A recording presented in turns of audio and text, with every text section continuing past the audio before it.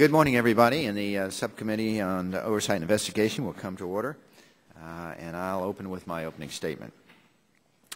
We convened this hearing of this subcommittee to get an update on how the administration is implementing President Obama's executive order announced on January 18th entitled, quote, Improving Regulation and Regulatory Review, end quote.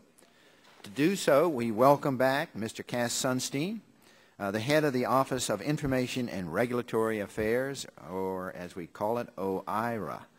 Within the Office of Management and Budget, Mr. Sunstein testified before this committee at our first hearing on January 26, a week after President Obama signed the order and publicly committed to striking the right balance between regulation and economic growth. Mr. Sunstein agreed to come back in 3 months to discuss how his office has improved the regulatory review system to reduce burdens on the American economy and industry. President Obama's executive order affirms that agencies must adopt only those regulatory actions whose benefits justify its cost, that are tailored to impose the least burden on society, that take into account the cost of cumulative regulations, that maximize net benefits, that specify performance objectives, and that evaluate alternatives to direct regulation. In addition, this new executive order calls on agencies to review significant regulations that are already in place. Expanding upon this requirement, the President announced in a Wall Street Journal op-ed that this action, quote, orders a government-wide review of the rules already on the books to remove outdated regulations that stifle job creation and make our economy less competitive. Now, this is incredibly important given that the Federal Register stands at an all-time high of over 81,000 pages. In 2010 alone, federal agencies added more than 3,500 final rules to the books.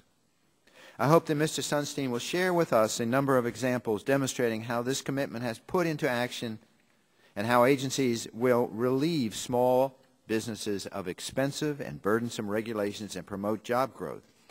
This morning's report of the 9.1% unemployment rate, with significantly less job creation in May than in April, adds to the urgency of this task. After all, regulations total $1.75 trillion in annual compliance cost, according to the Small Business Administration. That's greater than the record federal budget deficit, projected at $1.48 trillion for FY 2011, and greater than annual corporate pre-tax profits, which total $1.46 trillion in 2008.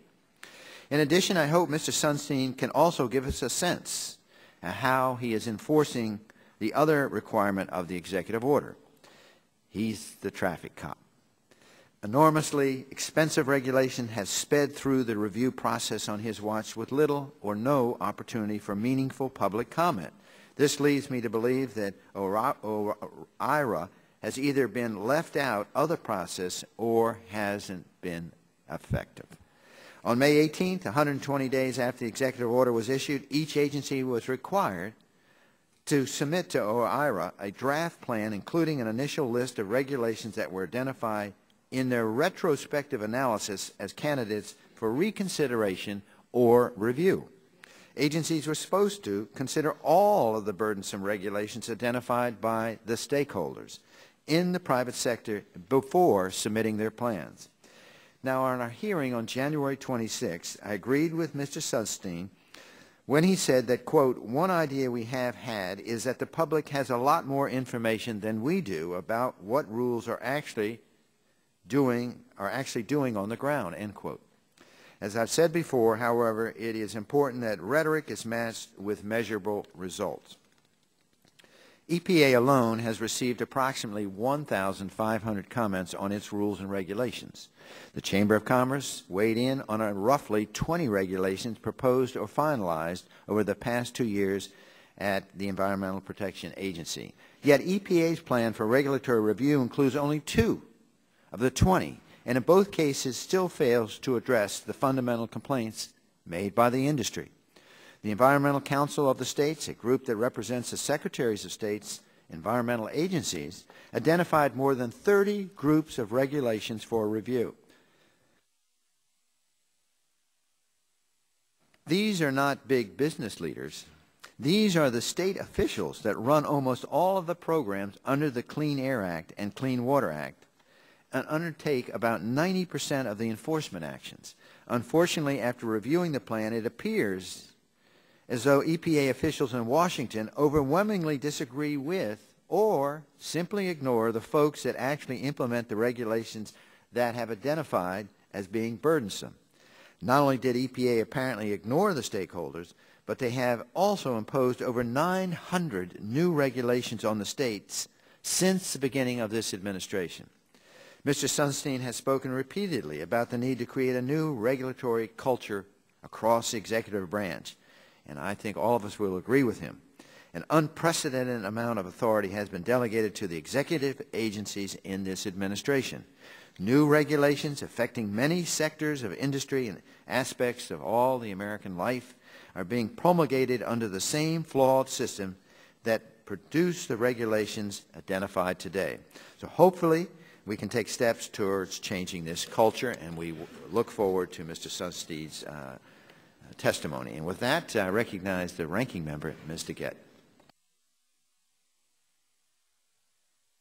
Thank you very much, Mr. Chairman. In January of this year, President Obama issued an executive order directing federal agencies to develop plans for improving the regulatory system. As part of this order, the President urged agencies to expand opportunities for public participation in the regulatory process and to look for ways to make regulations more efficient and effective. Mr. Chairman, you'll be pleased to know that both sides of the aisle support these goals. This subcommittee has a valuable role to play in reviewing implementation of the order, and I want to also join you in welcoming Mr. Sunstein back today. The last hearing, unfortunately, devolved into a picky criticism of individual regulations that individual members might disagree with.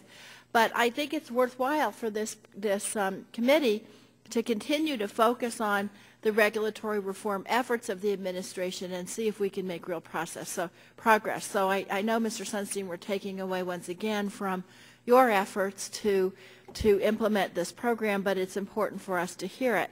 Since our first hearing on the executive order in January, I think from what I've heard, executive branch agencies have developed preliminary regulatory review plans that the administration has provided to the subcommittee and posted on the White House website for public input.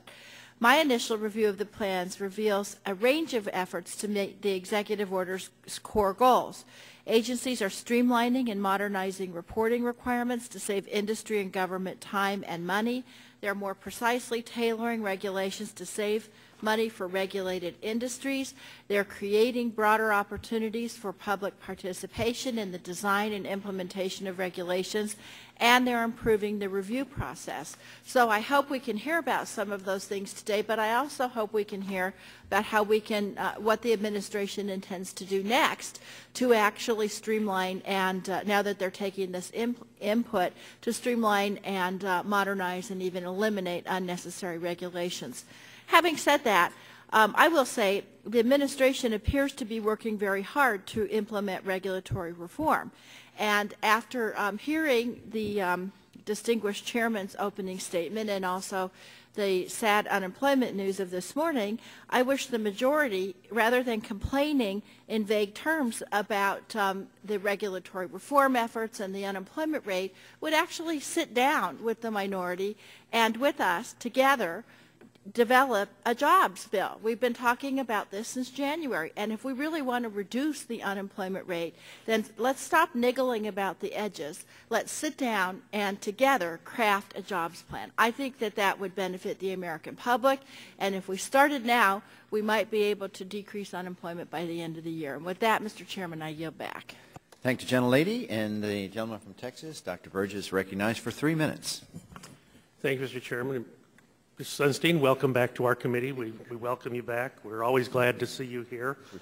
We welcome the changes that are coming from some of the agencies. I do still want to hear more about what the administration is doing and if they are doing anything to slow the continual onslaught of regulations that are being promulgated and implemented.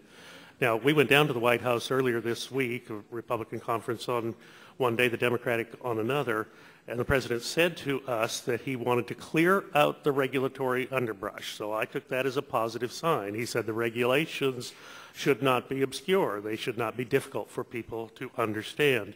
What is hard to understand is how the administration wants to continue to be anti-employer and at the same time be pro-jobs. It just doesn't seem to be working out, as we saw from this morning's employment numbers. And businesses across the country are plagued with uncertainty as to what the new regulations will be and what will be handed down next by Washington. I understand the use of regulations to ensure safety and to promote the predictability of the market, but you must know that every day people come to Washington to tell their congressman or woman their fears about the avalanche of regulations that will increase their compliance costs. I hear from business owners talking about how regulations coming from HHS, EPA, bank examiners, and more, and unfortunately, I don't see how this review is actually going to be a deliverable that will help them through the problems that they are having. And I might add, those problems are delivered by the United States Congress. While some of the regulations may be necessary, I feel that many in Washington don't understand or comprehend the effect that the regulations have on jobs and job creation. It's a simple fact. When compliance costs go up, that cuts into a business's bottom line, and that means jobs are likely to be lost. I'm afraid this review has, for some purpose, perhaps just been for political purposes.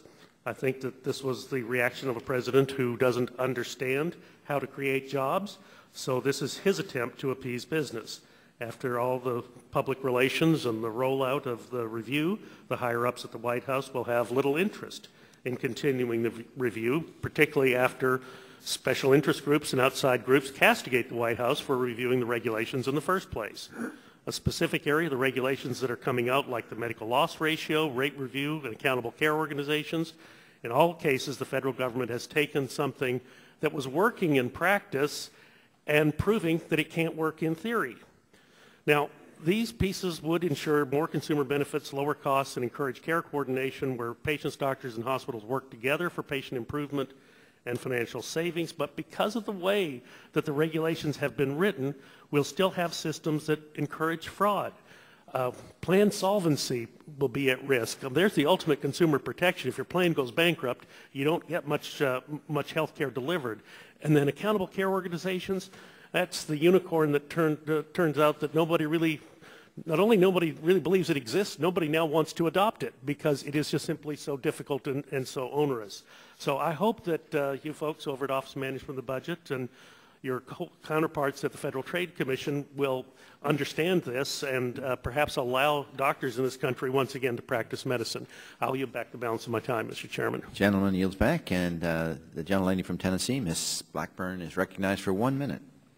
Thank you, Mr. Chairman, and Mr. Sunstein, thank you for being with us again. I think everyone will agree the number one issue facing our constituents is jobs, and the greatest obstacle that we're hearing about jobs is regulatory overreach, uncertainty through the regulatory process, and this is not surprising. When you look at the EPA alone, they have finalized 928 regulations since the start of this administration, with more than 6,000 pages of regulations released last year. Now, saying you want to get rid of some of these regulations and issuing more is counterproductive to jobs. It is killing the growth of jobs. The figures this morning attest to that. I would encourage my colleagues to remember, you don't do a jobs bill to create jobs. Washington doesn't create jobs. It is the private sector that creates these jobs. It is our responsibility to create that environment for jobs growth to take place. And Mr. Sunstein, I have to tell you, all of the regulations that are coming out of this town are not helping employers, whether it is healthcare, whether it is banking, whether it is regulation from the FTC, the FCC, the EPA. This has to stop. We look forward to working with you to get these regulations off the books, not add more. And I yield back. Gentlelady yields back. The gentleman from Louisiana, Mr. Scalise, is recognized for 1 minute. Thank you, Mr. Chairman. Also want to welcome Mr. Sunstein back. Look forward to hearing your comments, and then we'll have a dialogue. I know I've got a lot of questions about both specific agencies and challenges, as well as kind of a bigger picture approach, and see how we can get this executive order properly implemented, because one of the concerns I have as we've still gotten in over 2.5 years into this administration now, we still continue to see slow job growth. Today's numbers showed a dramatic decline from the numbers that just came out in May, an increase in unemployment yet again. And frankly, when I talk to employers, not only throughout Southeast Louisiana, but when you talk to industry groups that represent big employers all across the country, one of the very first things they'll tell you about the limitations, their inability to create jobs, and in fact, the biggest impediment to job creation are a lot of these regulations, and that have nothing to do with protecting people, protecting the environment. It's about agendas that are driven by bureaucrats in Washington. And that's not how regulations ought to work. We have pushed legislation through to help create jobs that are just lingering over in the Senate, but in the meantime, you have the ability, you've got a task to go out and actually reform this process, but you have the ability to do it, and I hope it's more than window dressing, and I look forward to the conversation, and I yield back. I thank the gentleman, and the ranking member of the full committee, Mr. Waxman from California, is recognized for 5 minutes. Thank you very much, Mr. Chairman. The subcommittee today is returning to the subject of the executive order on regulatory reform issued in January by President Obama, and the implementation of this order is overseen by the Office of Information and Regulatory Affairs, or OIRA, and we're fortunate to have the Administrator of OIRA, Cass Sunstein, with us, and I'm pleased to welcome him to this hearing. He will be able to tell us about the administration's regulatory review activities that have occurred since our last hearing. The stated focus of this hearing is to learn more about the agency plans for regulatory reform, which the White House released for public review and comment. But if we're going to have an honest discussion about the costs of regulation, we need to consider all of the relevant facts. We should examine costs and reduce them wherever possible, but we also need to give equal consideration to benefits. Yesterday, we were supposed to mark up a bill called the TRAIN Act, which calls for an analysis of the cumulative impacts of EPA regulation. The markup was postponed. But the bill illustrates what's wrong with how we have been approaching regulatory reform in this committee with this majority. The TRAIN Act focuses nearly exclusively on the economic costs. It mandates analyses of the impacts of the regulation on jobs, electricity costs, manufacturing and trade. It's all appropriate. But it ignores the dangers of unchecked pollution on health, the environment, and global climate change. The one-sided approach is the antithesis of what we should be doing. And this one-sided approach, I think, was so clearly illustrated by the opening comments of my Republican colleagues. Statement was made that the greatest obstacle to jobs is regulation. I can't believe that. No economist would suggest that the recession is not the major reason we're having a problem with jobs. The regulatory overreach, as it's been called, is something that is not new. If it exists, I've heard my colleagues on the other side say that the president wants to slow job growth. That's absurd. No president of the United States wants a bad economy for the American people. This president inherited a terrible economy, in great part because of the bad judgments and policies of the Bush administration. We need to look at both sides of the equation when we look at regulations. We need to maximize the benefits while minimizing the costs. And a good case in point is the Clean Air Act, which along with health care has become one of the Republicans' whipping boys. We've considered proposal after proposal to weaken the Clean Air Act on the theory that reducing pollution is a job killer. Reducing pollution is a job killer. Well, we shouldn't have to pick between jobs and clean air. That's a false choice.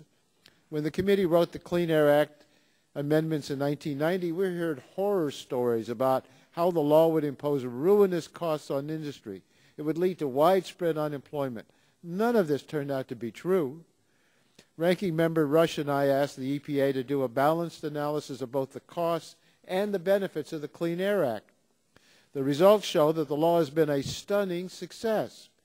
EPA found that implementing the Clean Air Act creates American jobs and bolsters the global competitiveness of American industry, even as it lowers health care costs and protects American families from birth defects, illnesses, and premature death.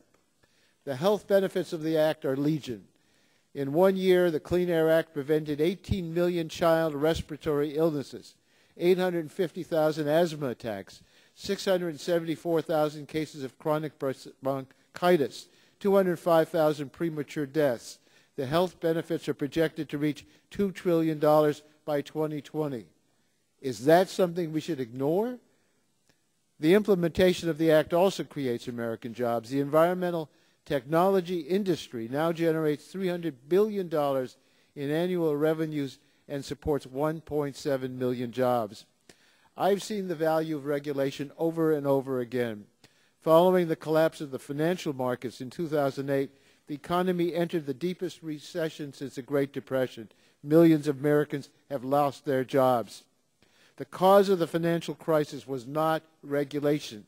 It was the absence of regulation. Our hearings last year show the Deepwater Horizon oil spill created widespread economic dislocation. This was caused by too little oversight, too little regulation, not too much. Where we can identify unnecessary regulations, they should be identified and eliminated. But as this review continues, we should remember that sound regulations are vital in protecting our nation's economy and well-being.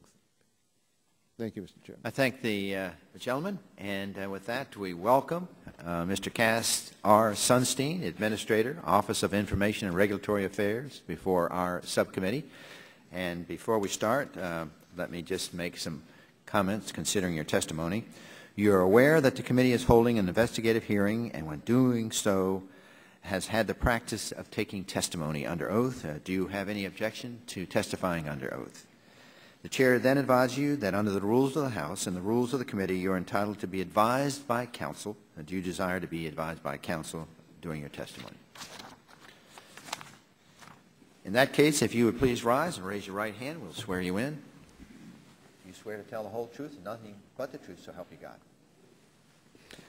You are now under oath and subject to the penalties set forth in Title 18, Section 1001 of the United States Code.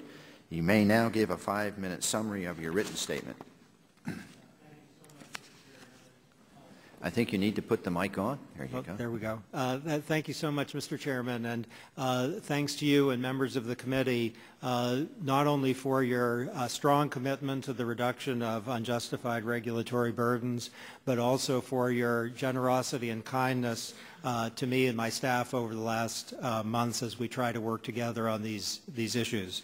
My focus in these opening remarks will be on the process of retrospective review of regulations, the look back as we call it, though I will devote a few words to the effort to control regulatory burdens going forward, something addressed in many of your opening remarks.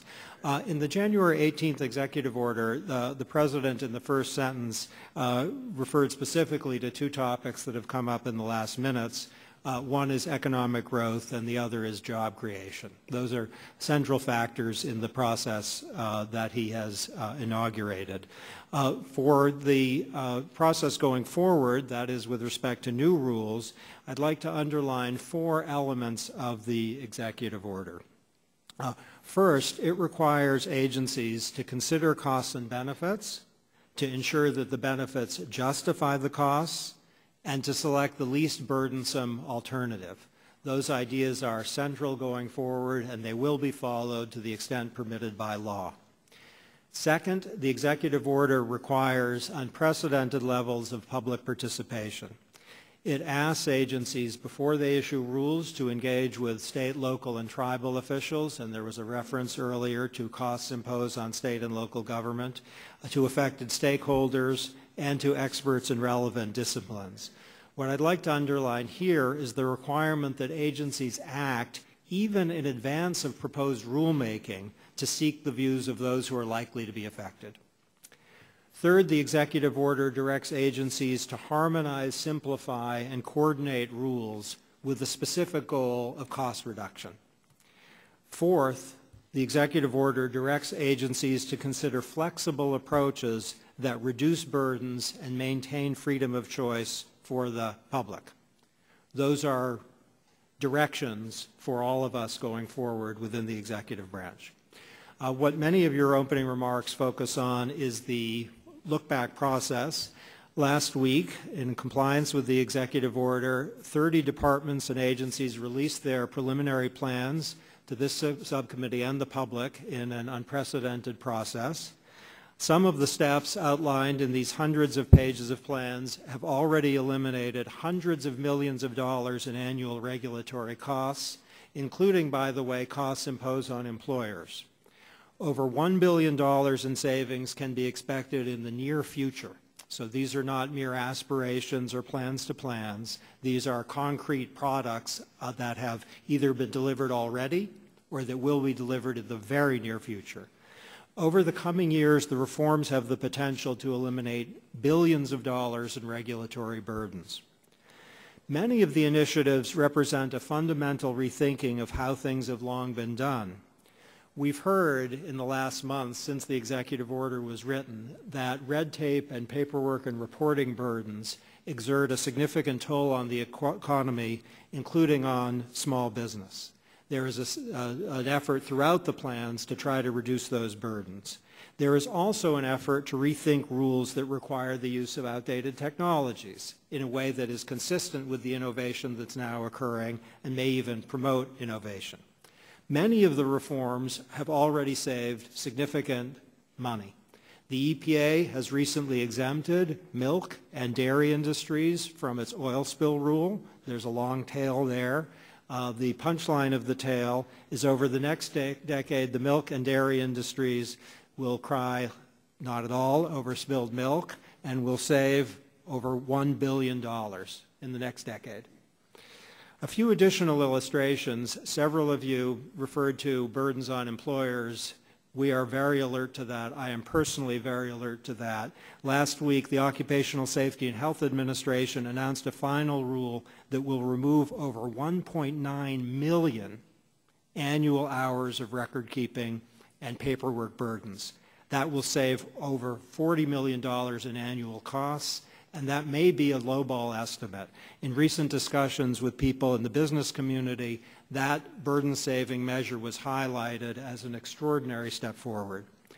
OSHA also plans to finalize in the near future a proposed rule that's projected to result in over $500 million annualized savings for employers. Not 40 million, over $500 million. To eliminate unjustified economic burdens on railroads, the Department of Transportation is reconsidering a rule that requires railroads to impose certain equipment on, to create certain equipment that's very expensive. This would save potentially over $1 billion in the next 20 years. These are just illustrations. There was a reference by you, Mr. Chairman, to a cultural change. We are determined to create that cultural change. While a great deal has been done in a short time, an unprecedented effort, and while substantial savings have already been achieved, the agency plans are preliminary. They're just drafts. They're being offered to you, other members of Congress, elected representatives at all levels, and the public, emphatically including the business community, for views and perspectives. Suggestions are eagerly welcome. We need your help in order to make these plans as good as possible and to do as much as possible to promote economic growth and job creations. Agencies will be carefully assessing those comments and suggestions before they finalize their plans, and we have a number of weeks, in fact months, in which to do that. To change the regulatory culture of Washington, we need a constant exploration, not a one-shot endeavor, of what is working and what is not. We need close reference to the evidence and data, and we need very close reference to the views of stakeholders about what's actually happening on the ground. To quote the opening words, we are trying to promote public health and also economic growth and job creations. I'm happy to answer your questions. Thank you, Mr. Sunstein. The Oversight and Investigation Committee, before I start, is a little different than some of the other committees. We ask questions that pretty much are asking for yes or no answers, and sometimes it's sometimes the press would criticize, but we're asking for a direct answer, so it's a little bit different. We're trying to seek information. So if we do ask, we'd appreciate a direct answer, yes or no. And so just to establish the ground rules, we want to make sure that you are the administrator of OIRA and you comply with the executive orders dealing with regulatory reform. That's our understanding. That's correct? That would be a yes. Yeah, okay. And as the administrator, you have a role in ensuring this very important President's executive order, which is 13-563 and 12-866. Is that correct? Yes. You're the man. Okay. Now, when you have a rule and it has economically significant impact in the economy, wouldn't that particular rule require more attention than one is not economically significant? I'm just trying to. Absolutely. Absolutely, because there's huge implications on the impact in the economy with this regulatory framework, and also there's risk analysis that should be done in supporting documents, so we agree there. OIRA officials have repeatedly claimed that during the Obama administration, regulatory reviews by your office have been shorter than regulatory reviews of previous administration. And I think is that a fair claim to say what the administration has been touting? No. No, okay. While the economic impacts of the rules are much larger than in previous administration, your staff, I think, has remained small. I have a graph up here. It will stop wiggling. It looks like it's wiggling quite a bit there. I'm trying to show you two charts. I think we got it there. The first one shows that OIRA is reviewing more large, complex regulation, and the second one shows that the agency spends less time on the review of these regulations. So this would be in contrary to what we just talked about and which you just agreed. So isn't it true that your office's review are shorter in duration? Yes. Do we have a printed chart we can We give do. to Mr. I think we have it printed. Yeah, will the staff give him a chart that is not moving, quivering? Okay. So I guess the question is, isn't it true that your office reviews are shorter in duration than those under previous administrations based upon that graph? Well, I'd want to check those numbers. I know in the first year we were fast. Whether we are as fast in the recent past, I'd want to check. Okay. Why are so many regulations issued after short OIRA reviews to public comments that they violate the executive order principles? I don't agree with the premise of the question. We've had about the same number of rules as in the first 2 years of the Bush administration, and actually 2007, 2008, the Bush administration imposed significantly higher costs than we did in 2009, 2010. I have here a study by the Mercatus Center that I will insert into the record. The study grades the economic analysis that reviewed by OIRA. It shows that the quality of analysis declined when the reviews were shortened. Were you familiar with this? I am familiar with that study. Do you agree with this study?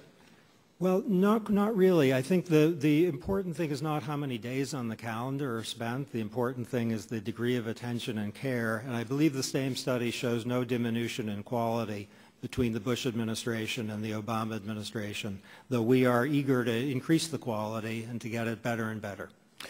The executive order that I cited earlier, the 12866, Section 6, requires agencies to, quote, identify for the public in a complete, clear, and simple manner the substantive changes between the draft submitted to OIRA for review and the actions subsequently announced, end quote, as well as those changes in the regulatory action that were made at the suggestion or recommendation of OIRA. Despite claiming to be the most transparent administration in history, we understand that the position of the administration is that this requirement only applies to the formal regulatory review process. Is that correct? I believe that is correct, that we are following the practice of the Bush administration and its predecessor with respect to the interpretation of 12866. There's been continuity across Republican and Democratic administrations. I'm not sure exactly what you mean by informal, but what you said sounded right.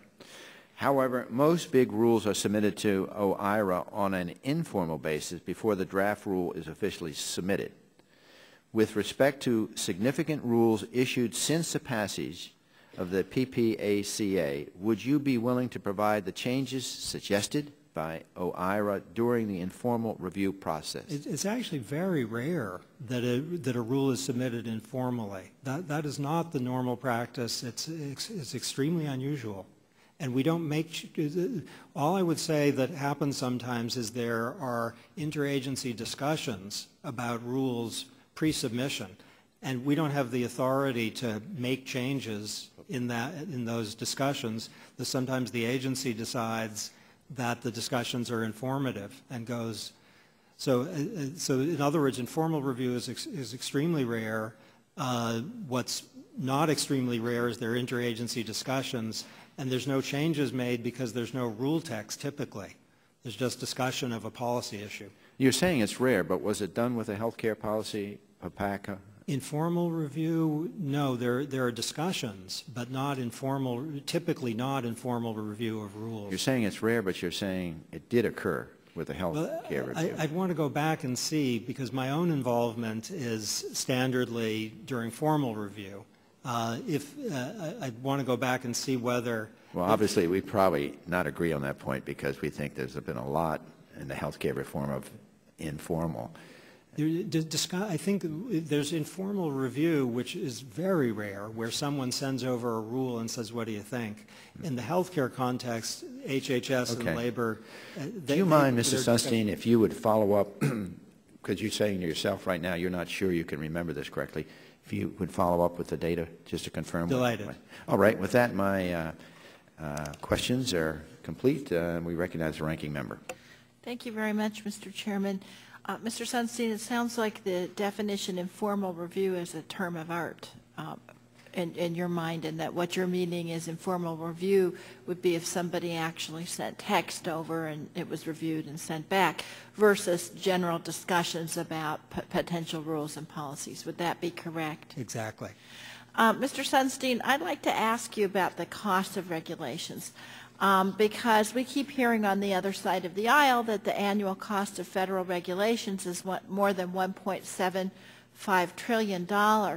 And as I understand it, the basis for that figure is a September 2010 study called the Crane and Crane study by Nicole and Mark Crane that stated that the annual cost of federal regulation totaled approximately $1.75 trillion in 2008. OMB, though, reached a different conclusion, finding that regulatory costs in 2008 ranged from $62 billion to $73 billion. So I guess I'm wondering, how does OMB calculate its estimate on total regulatory costs?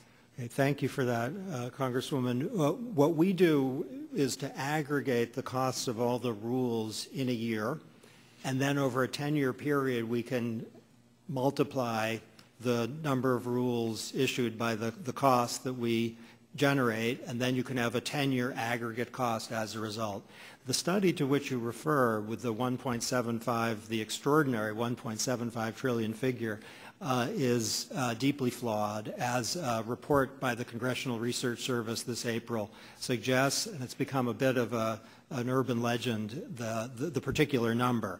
We share definitely the concern, but one implication of that analysis is the United States would be richer if it adopted regulations more like those of Sweden or Canada, even though both the World Bank and the OECD rate those countries as having more restrictive business environments. Who said that? The Crane and Crane study said that? The Crane and Crane study, where the 1.75 trillion, and I should say I respect those authors. So they said that that we should have regulations more like Sweden and these other countries? No, but it's an, I don't believe That's the urban But myth. no, it's an implication of their analysis that we'd be doing better if we had regulations. And the administration does not agree with that, We do right? not accept that 1.7. And one of the reasons why what the CRS review showed and what others have demonstrated is that the estimate was so high in that study because the authors only utilized the highest cost estimates in their calculations, correct? Yes. Now, additionally, what I've heard is that the authors of that Crane and Crane study did not calculate the monetary benefits of regulations where there are benefits, and the OMB found that in 2008, annual benefits of regulation ranged from $153 billion to $806 billion. Is that correct? Yes. Now, can you please tell us how regulations could actually benefit Americans and save money? Okay, there are various different ways. I referred to the milk rule, which is deregulatory. That can save money. There's a lot of concern about rising gasoline prices, of course, now. If you have a more fuel-efficient fleet, then consumers can save money. And we recently released a new fuel economy label, which clarifies the savings. So a rule that promotes fuel economy can save consumers a lot of money. If you have a law that saves lives, that saves money in the sense that healthier and living people are good for the economy, and we value people's health and longevity. So in those three different ways, we can have very significant benefits from regulation. So really, it seems to me, I don't want to be implying either that more regulations would save more money or fewer regulations would cost or save more money. In truth, you have to look at it on a continuum. Sometimes regulations are not cost effective and they should either be fixed or repealed, but sometimes regulations protect the public health and actually can save money. So you have to look at it regulation by regulation, which is what the administration is trying to do. Is that correct? Exactly. Thank you. Thank you very much, Mr. Chairman. I yield back. Gentleman yields back. Dr. Burgess, recognized for 5 minutes. Thank you, Mr. Chairman. Mr. Sunstein, familiar with a paper from 2003, Lives, Life Years, and Willingness to Pay? I have a vague recollection of that paper. On page 14 of the paper, and this is quoting from the paper, under the life years approach, older people are treated worse for one reason. They are older. This is not an injustice. So I guess the question here, I mean, some people have described this as sort of the senior death discount. Your office oversees regulation. Will you be doing an analysis of the upcoming Health and Human Services rule for the Independent Payment Advisory Board in light of this philosophy? I'm a lot older now than the author with my name was, and I'm starting to think, I'm not sure what I think of what that young man wrote. What things written as an academic are not a legitimate part of what you do as a government official, part of a team. So I am not focusing on sentences that a young Cass Sunstein wrote years ago. So the answer is no. But still, it does point out an important philosophical approach, and many of us are concerned about the Independent Payment Advisory Board. Right now, this is the only plan that promulgated by the administration and therefore by the Democratic Party. This is the only plan put out there for dealing with the cost increases in the Medicare program over time. And the difficulty that I was a physician in my former life. One of the difficulties I have with an Independent Payment Advisory Board is now for the first time some central planner, maybe a very benevolent central planner, but a central planner who's pushing data points around on a big spreadsheet in a far-off Washington, D.C. is going to be able to tell me where to get my care, when to get my care. But the most important thing is when I've had enough. And if that is based upon the fact that I am old and we are dealing with a program, a health care program that deals with senior citizens, that's a troubling relationship. But I appreciate your answer, and we will take that at face value and incorporate that into our evaluation of the Independent Payment Advisory Board that the President has popularized as his approach to saving money in Medicare for the future. Our last hearing earlier this year, and again, appreciate you coming back, we talked a little bit about the taxable flexible permitting program, so shifting gears from HHS to EPA. So here's another example of a mandate that is inconsistent with the executive orders for regulatory efficiency. The EPA's proposed their federal implementation plan for greenhouse gases that would affect the state of Texas, and to my read, probably exclusively the state of Texas, but a federal implementation plan that is going to be implemented because Texas did not meet the requirements under a state implementation plan, and so the EPA said it was necessary to step in. But here's the problem. This is a Wall Street Journal editorial, EPA's war on Texas, from, I think it was from earlier this year, probably right before you came and testified to us before, that this was a result of an error that escaped the EPA's notice for 18 years, that the Texas plan did not address all pollutants newly subject to regulation, among them greenhouse gases. So somehow regulators in Texas 18 years ago weren't able to intuit congressional intent or the intent of the courts 18 years in the future, and as a consequence now, the EPA will come in and regulate at a federal level all of the power production, electricity production in the state of Texas. This seems incomprehensible with the executive order that we're going to streamline the process. I appreciate the question, and you're exactly right. The executive order is designed to reduce costs of all rules, including rules that involve greenhouse gases. That's something we are very focused on. My understanding of the Texas situation is this, that there was an intervening Supreme Court decision, a badly split court, but the majority said greenhouse gases were a pollutant within the meaning of the Clean Air Act. No, so the EPA could regulate it. I don't think they said they were a pollutant. My recollection is that the court said greenhouse gases are a pollutant, and the EPA could not conclude that they weren't. We're trying to help the EPA with legislation. Well, Justice Scalia dissented. It was a very active debate within the court.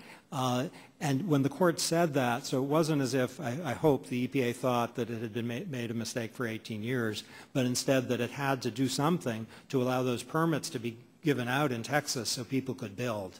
And so it was responding to my understanding is a difficult situation caused by the confluence of the Supreme Court decision and the permitting practices. Maybe a difficult situation, if I may, that they made impossible, because then they came back and said, well, you can't do a state implementation plan. We're going to take that over at the federal level. Texas was the only state singled out for that. In the Wall Street Journal article that I'll submit for the record, they call it pure political revenge, an effort to intimidate other states from joining Texas in lawsuits. Well, I'll tell you something that nicely connects the enterprise we're now engaged in with your question, which is that we're looking back at regulatory practices. And EPA has one rule, actually, that I hope will benefit Texas, that's going to eliminate a redundant regulatory requirement that costs a lot of money. And it's completely fair game to raise that question.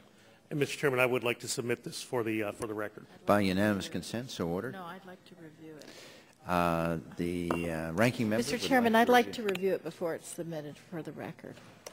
This is the House Republican Cloakroom. The two bells which ring at 10:18. Advise members they have 15 minutes. Thanks. While we're waiting for her to review it, we'll take our next. Let's just start with the next question. Yeah, we'll start. The gentleman from California, Mr. Waxman, is recognized for 5 minutes.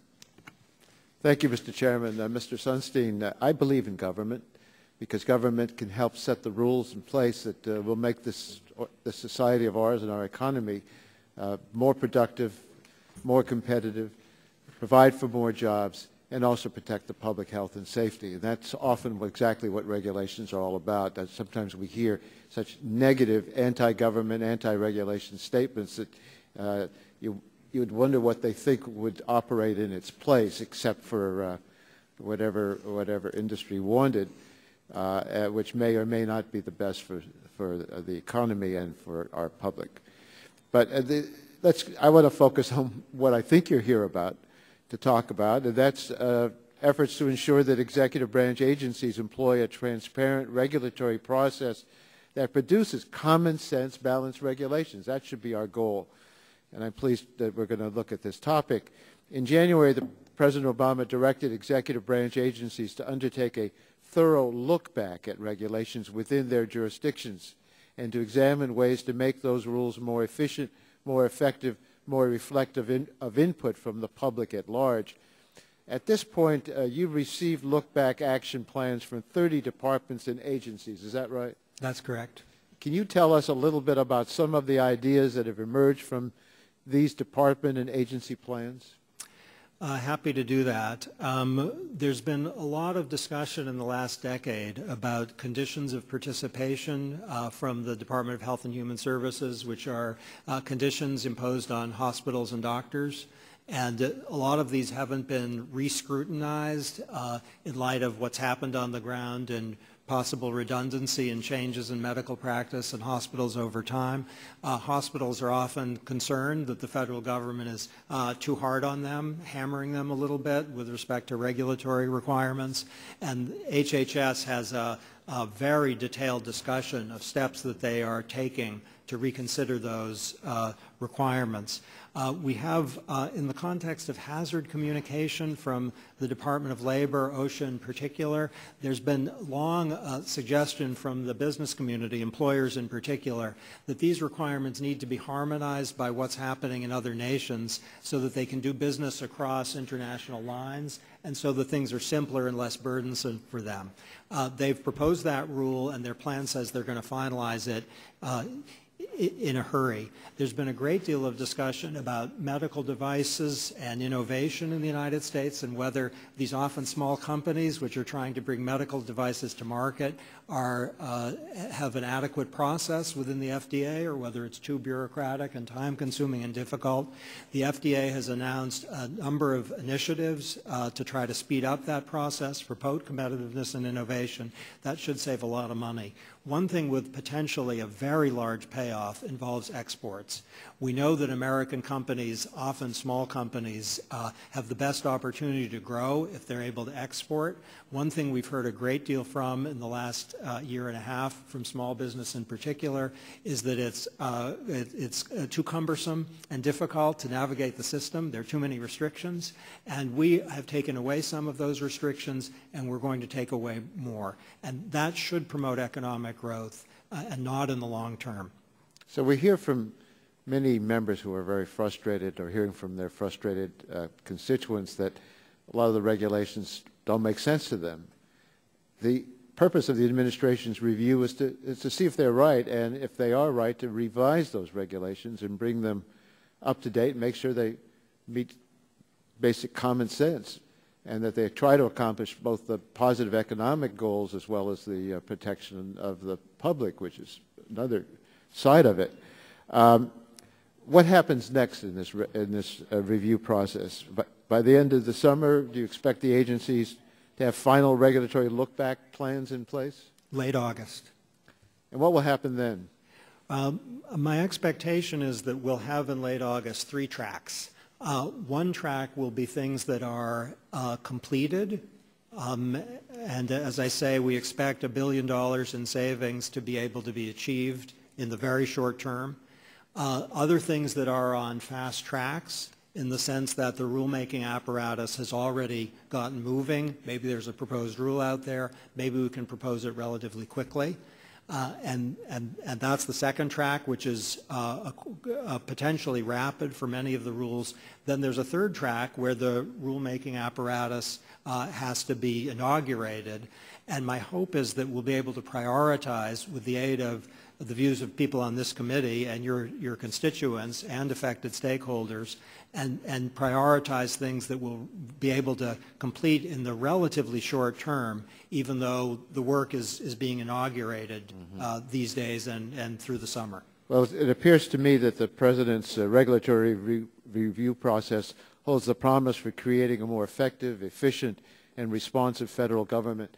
I applaud it, and it seems to me something that both sides of the aisle, all reasonable people who want to see government succeed, should welcome. So I certainly want to encourage your efforts and encourage you in your efforts, and we should be willing in Congress to do whatever we need to help out.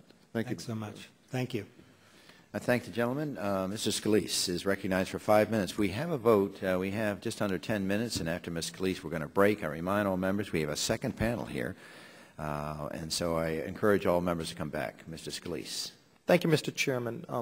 Mr. Sunstein, last time you had testified before our committee, I had asked you about the rule that you imposed the Deepwater moratorium on drilling, and I think you said that that didn't fall under the purview of the types of rules you would review under the executive order.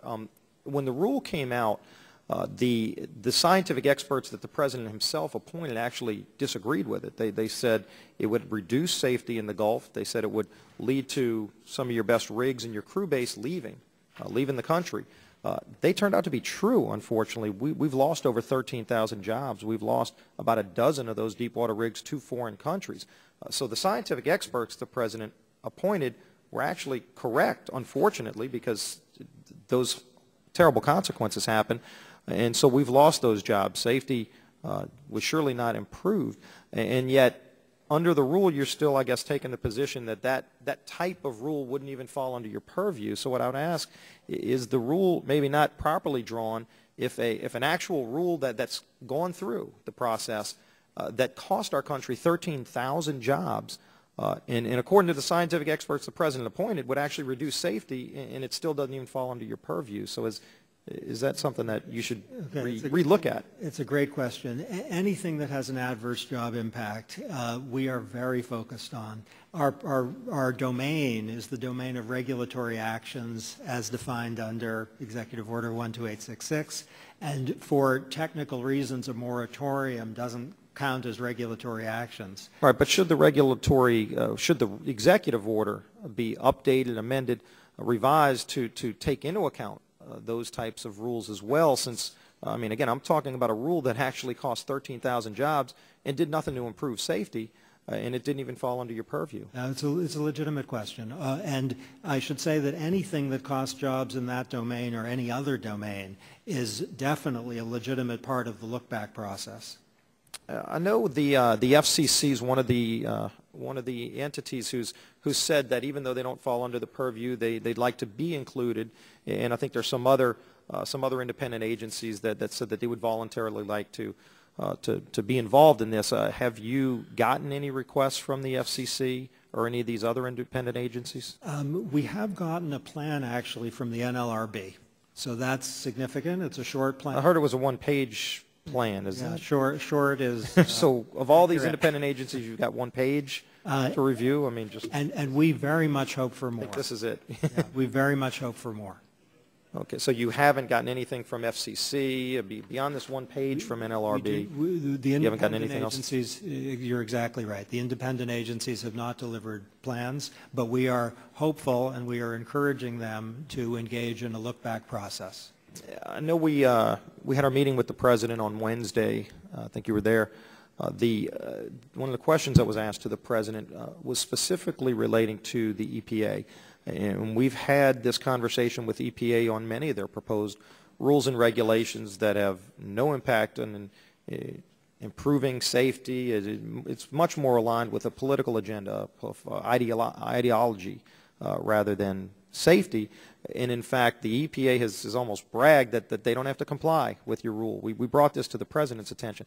Has anything changed in that regard?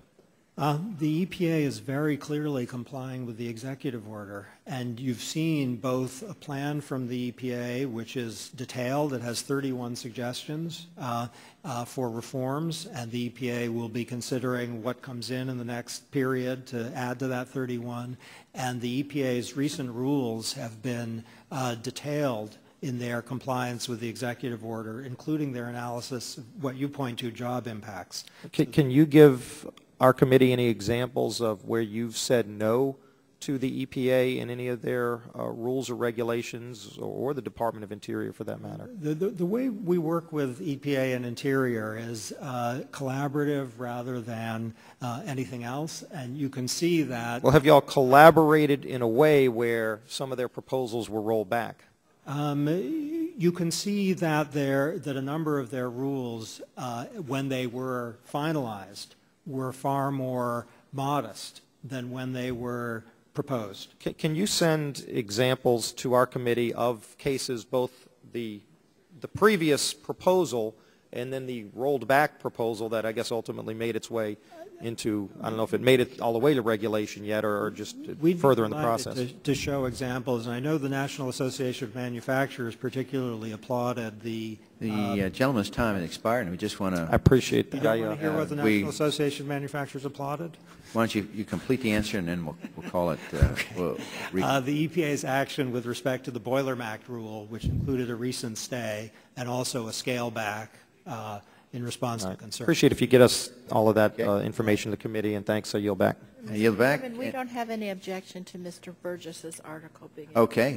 By unanimous consent, Dr. Burgess' article will be made part of the record, and we'll reconvene right after the vote. Thank you for your forbearance.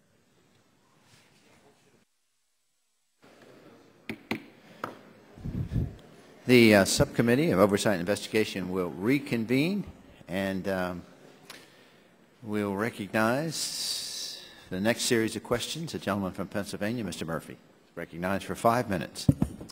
Thank you, and I appreciate you being here today. I'm reflecting back on a quote from Ronald Reagan that says, "It is not my intention to do away with government. It's rather to make it work with us, not over us, stand by our side, not ride our back. Government can and must provide opportunity, not smother it, foster opportunity and not stifle it." He said that back in 1981, and I would think we would all agree, and certainly I haven't heard anybody from our side of the aisle say we don't like regulations. We recognize they do provide a valuable role in health and safety. But there is some ambiguity added on. When the administration came out with its executive order in January of this year, it said that regulations should be evaluated by values that are difficult or impossible to quantify, including equity, human dignity, fairness, and distributive impacts. Are those measures that you use when reviewing regulations? Our principal focus, as the previous sentence of the executive order emphasizes, is costs and benefits and quantified. So our focus is how much does this cost, what are the benefits, and monetizable if possible. That's our principal focus. With that executive order, does it have the authority to overturn laws that Congress passes? Absolutely not. And the phrases you pointed to were actually a recognition that under some laws, like those designed to prevent rape or to prevent discrimination against returning veterans, for example, who are in wheelchairs and can't use bathrooms without assistance, there's a dignity is involved. One of the things we had a hearing on the other day had to do with Yucca Mountain, and the law very clearly states that when these licenses and other things that go forth, action is to be taken, and yet now we hear a new standard coming out that we're supposed to look at issues of consensus and social consensus in those areas, and yet what you just said was you don't have the authority to overturn laws. I'm assuming that the Department of Energy is one of those areas you can have oversight over? Yes. Do you intend to have any discussion with them with regard to if they decide to ignore the law based upon a new standard that's not even in the law? Well, I should say that fidelity to law is our first foundation stone, and that's the requirement of everything we do. We oversee DOE rulemakings. So if there's rulemaking activity in that domain, we would, as a matter of course, engage with them. And if there isn't something, as a matter of course, we'd engage with them on, we'd be happy to engage with them. I think it's extremely valuable if you could report to this committee on that very specific issue, because the law is quite clear, but the dance that Department of Energy is doing that's thwarting that law, adding new standards that are not in the law, is also quite clear, and we need to have your response to that. And will you submit that to the committee? Thank you. Yes. Another issue has to do with impact of the health care bill on small businesses. According to the administration's own estimates, its regulations are going to force half of all employers, or as many as 80% of small businesses, to give up their coverage in the next 2 years. And that's a big concern. Are you aware of that assessment of the negative impact? That particular number I was not aware of, but I certainly know of the general concern. And when you look at cost-benefit analysis, and we're seeing numbers grow in terms of the cost of the health care bill, and we see estimates that are not 9 million people will lose their benefits, but some is 30, 40, 80 million. Even those exceeding what the estimates are, the bill would actually provide health care, an equal or double that amount may lose health care. And so along those lines, for PPAC or otherwise, have you been pushed in any way to move rules through quicker despite information like that? No. Can you delay finalizing any of the rules based upon how the agencies have handled or incorporated public comment and responses from the business community? The basic answer is yes, and we often engage for lengthy periods with agencies because of those public comments. In fact, I spend a lot of personal time on the website known as regulations.gov studying those comments. The only qualification is, as you suggest, fidelity to law is our first obligation, and if the law requires action or requires action by a date certain, then we have to respect that. I know when Republican members with the White House this week, the President was asked questions about EPA and regulations and looking at cost-benefit analysis, how would we look at that in terms of the impact upon jobs as well? And he said that basically there was mandates and standards of law that we had to adhere to, and if Congress wanted to do something otherwise, we should change those laws. And certainly I agree with him. It is once the law of the land is there. But the question also becomes of how you act. I mean, you're in a position of considerable authority here.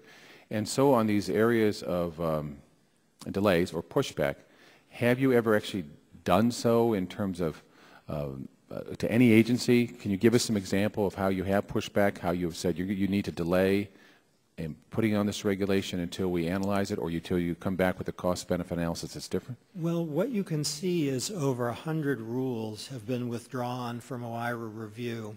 And in many cases, the reason for the withdrawal is insufficient engagement with issues of cost and economic impacts. So you can see that. You can also see that often the final rule comes out a lot different from the proposed rule. Often it's a lot less expensive and less burdensome. And sometimes proposed rules just aren't finalized because there's significant concern from the standpoint you've raised. And the interagency review, which involves not just the Office of Information and Regulatory Affairs, but the Department of Commerce, the Council of Economic Advisors, plays a role. But how about pushback on the health care rules? Have you done any of that? Our first obligation with respect to the health care rules is to obey the law. We're in the implementation business. But have you pushed back? Well, I wouldn't want to phrase it push back. I think we work closely with the agencies to make sure that the costs are as low as possible and to make sure that the burdens are reduced. And you may have noticed with respect to the grandfathering rule, there was an amendment to the rule that responded very concretely to concerns from affected stakeholders about excessive burdens. And there's been a lot that's been done, and we and others have been participating in that in trying to make sure that the implementation... Yeah, but I'm not sure I'm getting an answer here. Has it happened? Yes, well, I wouldn't want to claim personal credit for anything, but what I'd say, or blame, but well, let me reword it this way, because employers routinely opt to change carriers but keep the same benefits in order to cut health care costs without any change in coverage. Now, under the interim final rule or the grandfathering plans issued in June of last year, employer plans lost their grandfathered status for changing carriers regardless of whether benefits remain the same. So do you believe Health and Human Services should have instead proposed a rule open to comments from stakeholders who could have advised HHS of its own flawed decision before the problem began? What I'd say about that is that the interim final rules receive comments, and HHS should be and has been highly responsive to those comments. In the particular case you give, so responsive as to amend in a hurry the rule to respond to some of the most concerns, and we all discussed that. It's also the case that there were Q&As and guidance clarifications that were very responsive to concerns raised by exactly the people to whom you refer, and that's good government. Thank you. Thank you, Mr. Chairman. I see no one on the Democrat side. We'll go to the Chairman Emeritus, Joe Barton from Texas, for 5 minutes. Thank you, Mr. Chairman. Congressman Burgess was speaking to you about some rules that impact Texas, and I'm going to follow up that, but in a little bit different way. Are you familiar with the PM 2.5 and ozone transport rule that EPA is in the process of promulgating to replace the CARE standards that were ruled not in compliance with the Clean Air Act several years ago? Yes, I am. Okay. Are you aware that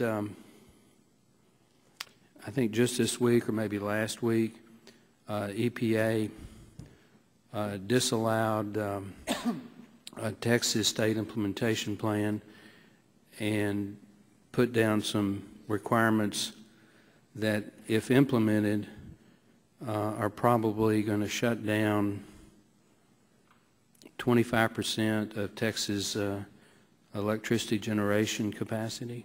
Is this in the Clean Air Transport Rule draft? Is that? It's what just came out. Yeah, that rule is under review at OIRA now, and so my understanding is that nothing has been done along the lines you've just described. Now, I want to give you an opportunity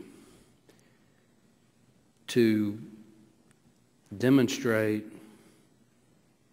real accountability.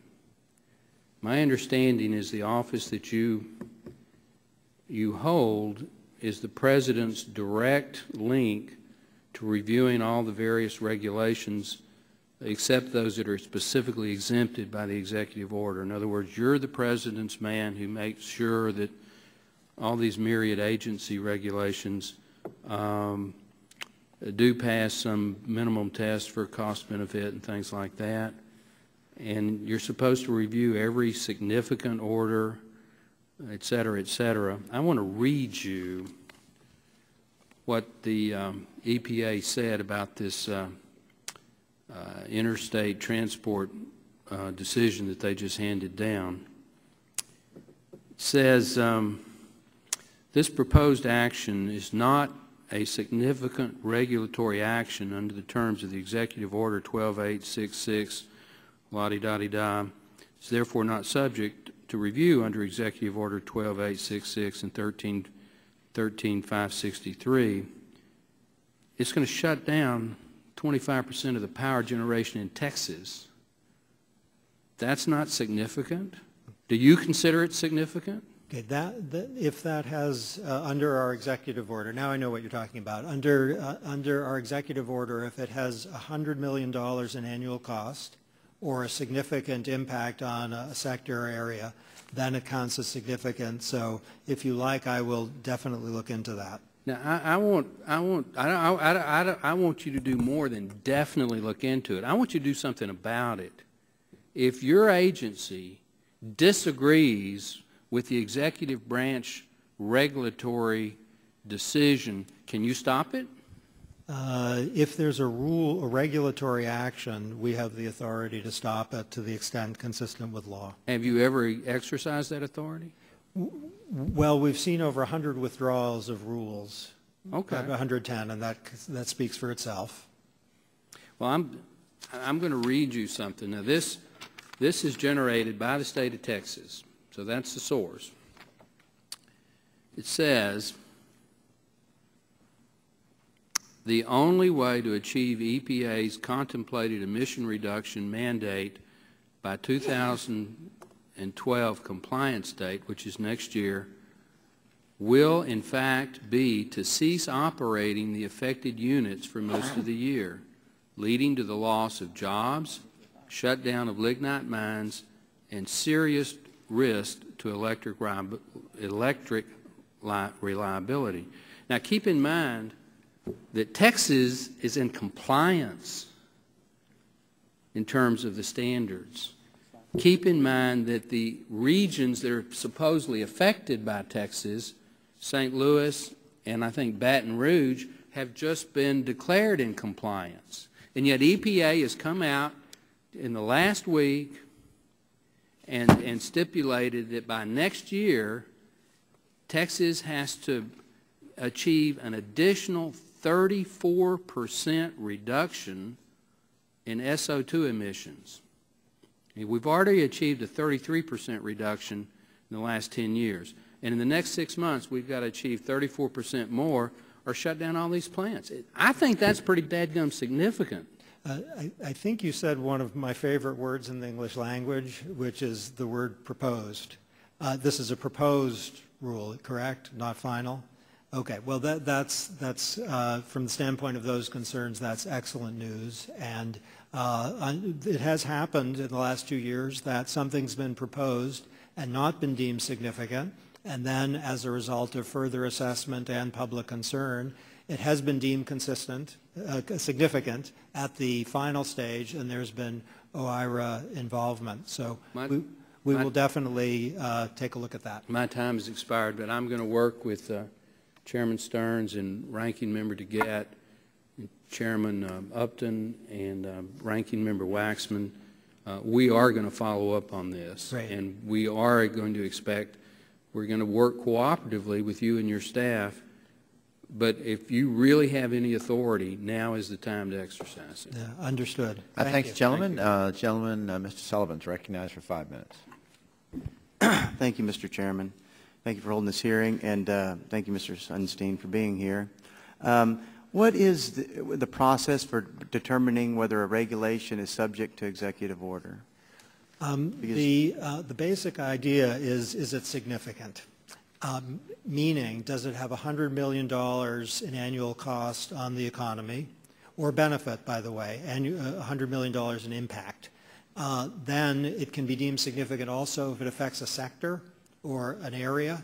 So there can be something that falls short of the $100 million threshold that nonetheless has an economic effect, or it can raise novel issues of policy or law. So the net is wide, but it doesn't include more routine or mechanical or kind of daily, mundane things. Well, I have right here a proposal of disapproval of Oklahoma's implementation plan for regional haze, and I talked to you a little bit before about that. EPA proposes to disapprove Oklahoma's plan. They did what they were told to do, and they achieved the goals that were supposed to be achieved, yet at a much less cost. Yet the federal government stepped in and said, no, we're going to implement our federal implementation plan, which has a much more aggressive timeline and will cost ratepayers almost $2 billion. And what I'd like to know, did OIRA review this proposal? A federal implementation plan, as in Texas, we would review the decision to go forward with that. A disapproval of a state implementation plan isn't a rule, so that we would not review. You know, I've introduced a bill recently. It's called the TRAIN Act. I talked to you a little bit about that. It requires a cumulative analysis of the big regulations that impact America's manufacturing and energy prices to better understand how they will impact international competitiveness and job creation. Will you and the administration support this? There are three words you used: cumulative costs, competitiveness, and job creation, that are very much our focus. They're prominent in the executive order, and this is something daily we are attending to. With respect to legislation, my own lane is the narrow one of implementation, and I defer to others on that issue. And I've talked to the White House, the President, about this too, and they seem supportive. I don't know if they're telling me that just to placate me or anything. They could be. But Mr. Sunstein, you're a very intelligent man. There's no question about it. In the administration, you're highly regarded. What you say carries a lot of depth and weight. And will you tell the President that you think he should sign that bill? Well, I tend not to tell the President what he should. I think he'd listen to you, though. He doesn't know all this stuff like you. And if you come in there, Mr. Sunstein, a guy like you, and he's going to say, oh, okay, I think we'll do it. He might have done that when we were colleagues at the University of Chicago. He's kind of president now. See, you guys go way back. And he's good at some things, you're good at other things. And I think you could be a big impact on him on this. And I hope you can, because you know, people, I go around my district, Oklahoma, around the country, and I've never heard people talk about the EPA like they are now. I think people are tuned in that this is costing, and everything that is done is passed down to consumers, the people. It's not on the businesses. They just pass it through. So we have to keep that in mind. And it does affect competitiveness and jobs and our economy. And Mr. Sunstein, you've said good things today, and I hope that you will support this, because I think it's something we should do, and I don't think it's too much to ask to do these cost-benefit analysis on global competitiveness and jobs. Appreciate it. Thank you. I thank gentlemen. The gentlelady from Tennessee, Ms. Blackburn, is recognized for 5 minutes. Thank you, Mr. Chairman. Mr. Sunstein, I think you can tell that we are all hearing from our constituents that they're frustrated with what is coming from this administration. I started in January doing listening sessions with our employers in our district. They were jobs-related listening sessions. I mentioned that to you the last time we talked. And they are incredibly frustrated with, as one of my constituents said, you know, we used to get an update on a rule, periodic, one-page update. Now, the regulation comes in reams and reams and reams of paperwork. And it is such a heavy burden that the jobs numbers today should not surprise you all, because what you're doing isn't working. So this should be instructive to you, and I hope we can work with you on this. And I know that you all are saying, well, we've got draft proposals that are out there, we need input, and what the input that is coming back to you is you're on the wrong track. So if you're on the wrong track, sir, please advise the administration to change what they're doing. Now, I know that the executive order, the 165-63 that we're discussing, independent regulatory agencies are not to be subject to the OIRA review. But these agencies are, and I'm using your words, encouraged to do so on a voluntary basis and to perform retrospective analysis of existing rules. And you had hoped that they would do that. Is that correct? That's correct. Okay. I have a June 1st letter to the editor in the Wall Street Journal where Commissioner Nord from CPSC notes that under the Obama administration, CPSC has, and I'm quoting her, ignored the recent direction to look for and eliminate burdensome regulations. We are just too busy putting out new regulations, end quote. I got to tell you, that's the kind of thing that we're hearing from our employers is frustrating to them. So let me ask you this.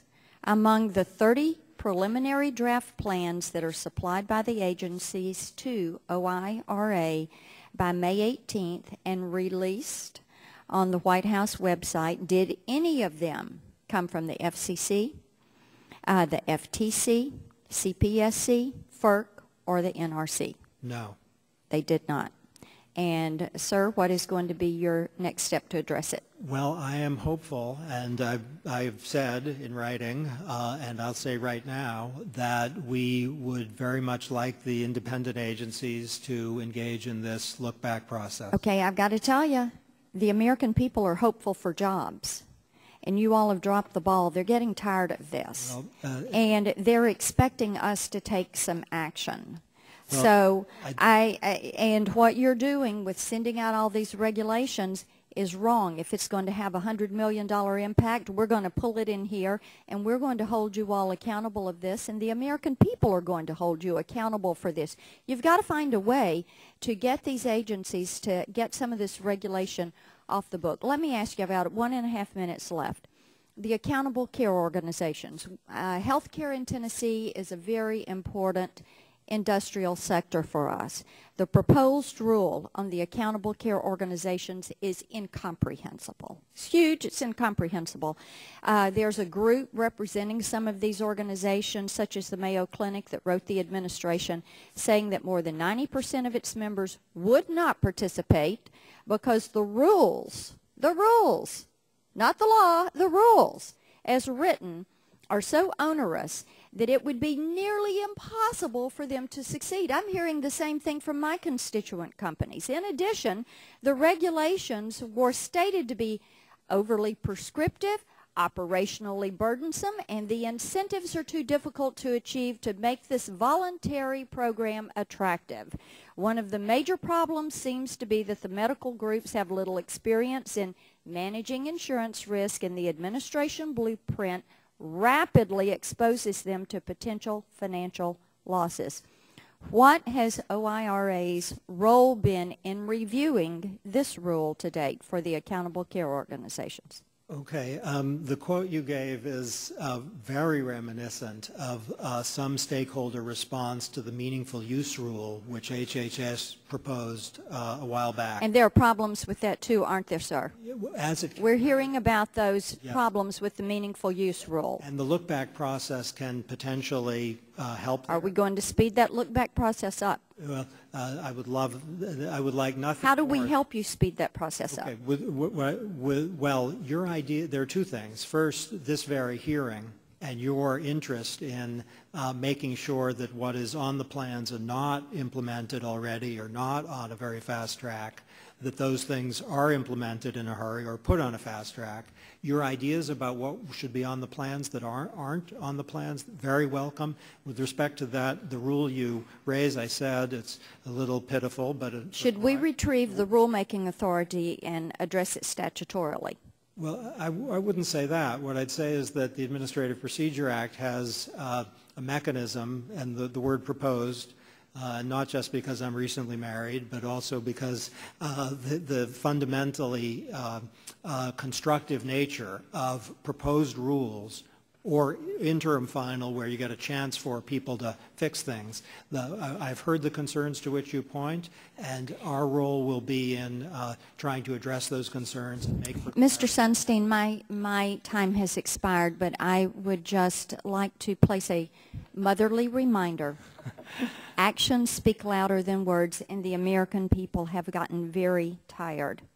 They are ill and fatigued with the talk. I yell back. Thank the gentlelady. Mr. Gardner, a gentleman from Colorado. Recognized for 5 minutes. Thank you, Mr. Chairman, and thank you, Mr. Sunstein, for appearing before the committee today to answer some questions.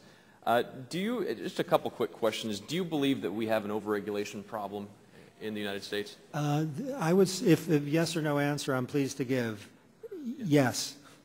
Could you put a price to your own price tag? You said you disagreed with some of the others. Do you have a price tag in mind of that overregulation? Well, I don't, but I hope to be able to cut with the leadership of the relevant agencies to cut the existing costs down very significantly. But you don't know what those costs would be right now? Well, what we can say is that we've already cut hundreds of millions, and we're in a very short term we'll be able to cut $1 billion. If we aren't able to cut billions out of this process, that would be a surprise. Executive Order 13563 specifies that regulations should promote job creation and that regulations should impose the least burden on society. When will your office issue guidelines for analyses that will identify whether rules promote job creation or whether they will result in job destruction? Okay, what we've been doing is working carefully with the agencies in case, rather than the guidelines approach, so that's an interesting suggestion. We've been working carefully with agencies when a rule has potential job impacts to make sure that that's addressed fully. And so will you be issuing guidelines, though, for analyses to identify those rules? It's an interesting question whether this should be done via guidelines versus a rule-by-rule basis, and that's one we've been focusing on the 30 plans in the last months. That's so quite interesting. You will not be issuing guidelines on No, I didn't say that. No, we are focusing really laser-like on job impacts of rules, and you can see actually with rules withdrawn or amended in the last months, in part because of concerns about job impacts, some of them very prominent. So this is something we've been doing on a daily basis. Whether this should be done through guidelines or not, it's an interesting question. It's consistent with the executive order and also OMB Circular A4, which has some words on this, to focus on job impacts of rules. Whether guidelines are useful or not, as I say, that's an interesting question and very worth considering. And then so, I mean, under the process that you're considering then, are you going to require methods of analysis that account for both direct and indirect job impacts, or will your office follow EPA's lead? We had testimony here from the Assistant Administrator of EPA and ignore the job losses that result from shutting down facilities and increasing energy prices? I believe that testimony was focused on a rule issued before the recent executive order, and under the recent executive order, job impacts have been and will continue to be discussed. But it also requires a look back, though, so they should have done a look back on that. If EPA, the rule I think you're referring to is a proposed rule where there's extensive set of comments, including comments that involve job impacts, and it would be very surprising if those impacts weren't carefully addressed before the rule is issued. In terms of the look-back process, we are very much concerned with the prioritizing the look-back so as to get job growth going. And so there are a number of studies. I've got a study right here in my hands here. A number of studies that show health effects associated with job loss, health effects and impacts on family, impacts on education. If a rule is expected to shut down a facility, shut down a business, or reduce employment, don't you think that cost to Americans' health associated with that shutdown should be considered under the executive order? Well, I'm aware of that empirical literature. It's an interesting set of findings. What I'd say is that the job impacts of rules definitely should be addressed. Whether the health impacts that are a consequence of job impacts should be addressed, it's a little bit of a frontiers question in social science. I know the literature to which you're pointing, and existing OMB documents don't require that, but it is certainly worth thinking about. So right now you're not taking into account impacts on children or families when they lose a job as a result of a regulation? To take account of job impacts, which as I say is a central focus of ours, is to consider job impacts on families and children. The word job impacts in ordinary language, especially in the current economic environment, but even before, the word job impacts naturally calls up adverse effects on families and children. Are you aware of rules at the Department of Transportation relating to new signage requirements that's costing counties tens of thousands, if not more, dollars each? Yes, and I'm aware that the Secretary of Transportation was very concerned about that and pulled back on those rules. And so they have pulled back on those rules? Absolutely. He personally has been engaged. And so that rule is no longer in effect and it's been stopped? Well, the rule that was causing the public concern was pulled back, and there's reassessment. And you can be sure that the most vocal and convincing concerns about unjustified costs have been well heard by the Department of Transportation. Thank the gentleman. His time has expired. The gentleman from Virginia, Mr. Griffith, is recognized for 5 minutes. Mr. Sunstein, Executive Order 13563 states that regulatory actions must be based on the best available science. Your office has primary responsibility for helping the President achieve this objective. You may be aware that there's a pending science policy decision at the National Toxicology Program that involves the listing status of formaldehyde in an upcoming report on carcinogens. This listing status is very important as it is the basis for regulatory actions that may be taken now or in the future by OSHA, EPA, and other federal agencies, and additionally may directly affect marketplace, purchasing, and legal decisions in the near future. My understanding is that the studies and data sets that were reviewed by the NTP in its ongoing decision-making process are the same as those used in the draft formaldehyde assessment by the EPA. As you may know, the National Academy of Sciences recently called that EPA draft assessment into question and raised serious concerns suggesting the draft assessment is in need of substantial revision at the very best. I assume you agree the federal government must have consistent, clear, and coordinated scientific positions on matters of public health. Considering the inconsistent positions on fundamental science issues between these bodies, can you assure me that you will personally be involved in reviewing this issue and ensuring that any policy decision made by the NTP will reflect the best available and sound science, including recommendations and conclusions of the national academies? Also, OIRA from time to time has found it useful to engage the National Academy of Sciences to review scientific evidence and provide an independent assessment. Will you engage the Academy on scientific questions at hand in the NTP report prior to its release? Thank you for that. Our domain, our central domain, involves regulation and rulemaking, and the best available science is crucial to that, and we care a lot about the National Academy of Sciences. I work closely with the President's Science Advisor, John Holdren, and the Office of Science and Technology Policy to make sure the science is right.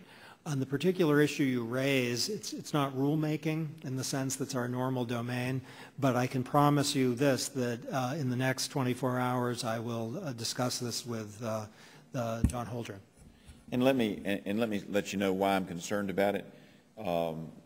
We heard earlier that regulations are good, and they are in some cases. I'm not sure they're always good for jobs, but sometimes they are, sometimes they aren't. But formaldehyde is of great concern. In Giles County alone, we have an industry there that employs over 600 people. We're also looking at probably an announcement in the next week that we're going to lose some jobs in that same county. It's a county of 17,000 people, and we're looking, based on regulations, losing over the course of the next couple of years. We have a good chance of losing, if these regulations go into effect, 700 jobs, and you can do the multipliers on that and then realize that the multiplier is higher in rural areas where the money tends to stay in the community. When I'm talking about the county, we're not talking about one town, we're talking about all the towns add up to 17. So the end of the county that has the 600 jobs based on an industry that uses formaldehyde is extremely significant. And it's not the only county in the 9th Congressional District of Virginia where jobs can be impacted by these regulations. So I do ask you to look into that. Let me switch over to another subject of interest in the district, and that is the milk regulations. We do appreciate that the EPA did decide not to regulate, and I assume you stand by your statement in your opening statement, both written and oral, as to that, and I appreciate that. Let me ask you this. It is also fair to say that those regulations treating milk because of the animal fats as an oil never actually went into effect, that they had been, so the phrase around here I'm learning is the can had been kicked down the road for some time, and without the April 12th EPA announcement that they were not going to, that they were going to exempt the milk products that you mentioned in your written statement, without that exemption, they would have been regulated in November of this year. Is that not correct? I believe that's mostly correct. My understanding is that the coverage of milk actually was real, and in the law, enforcement, and this is a good thing, was not firm. So it was in kind of an enforcement limbo. Yes, sir. And without the action on April 12th, the enforcement would have begun in November. That's correct. All right. I appreciate that, and thank you very much, and appreciate your work on trying to save jobs. Like so many others, that is a main concern in our district, and we hope that you do have the President's ear and that you can convince him to roll back some of these regulations that have already gone into effect and not propose or not have them go into effect where they're going to cost jobs like the milk regulation would have done. I thank the gentleman. The gentleman from Texas, Mr. Green, is recognized for 5 minutes. Thank you, Mr. Chairman. Thank you, Mr. Sunshine, for being here. And I'd like to talk about the importance of regulations on protecting our economy. In advance of the hearing, both Chairman Upton and Chairman Stern stated we please the administration sharing our concerns that burdensome regulations are stifling investment and chasing jobs overseas. I have an industrial base, and I share that concern, although I am concerned about some of my Republican colleagues believe that all regulations, regardless of the protections they afford, hurt the economy. And let me give you an example. Years of deregulation brought the markets to the point of collapse in 2008. The Federal Reserve had the authority to stop the lending practices that fueled the subprime mortgage market, but Chairman Greenspan refused to regulate the industry. The Securities and Exchange Commission relaxed its net capital rule in 2004, allowing investment banks to increase their leverage ratios to 33-1. The Treasury Department opposed legislative efforts to require transparency and oversight concerning trading in energy derivatives. The Office of Thrift Supervision and the Control of Currency prevented states from protecting home buyers from predatory lending. And what was the result? In the fall of 2008, the financial markets in the United States collapsed. This economic crisis created a recession, causing 8 million Americans to lose their jobs and the stock market to lose 50% of its value. I also want to read to you conclusions from the Congressional TARP Oversight Panel. They concluded that had regulators given adequate attention to any of one of the three key areas of risk management, transparency, and fairness, we might have averted the worst aspects of the current crisis.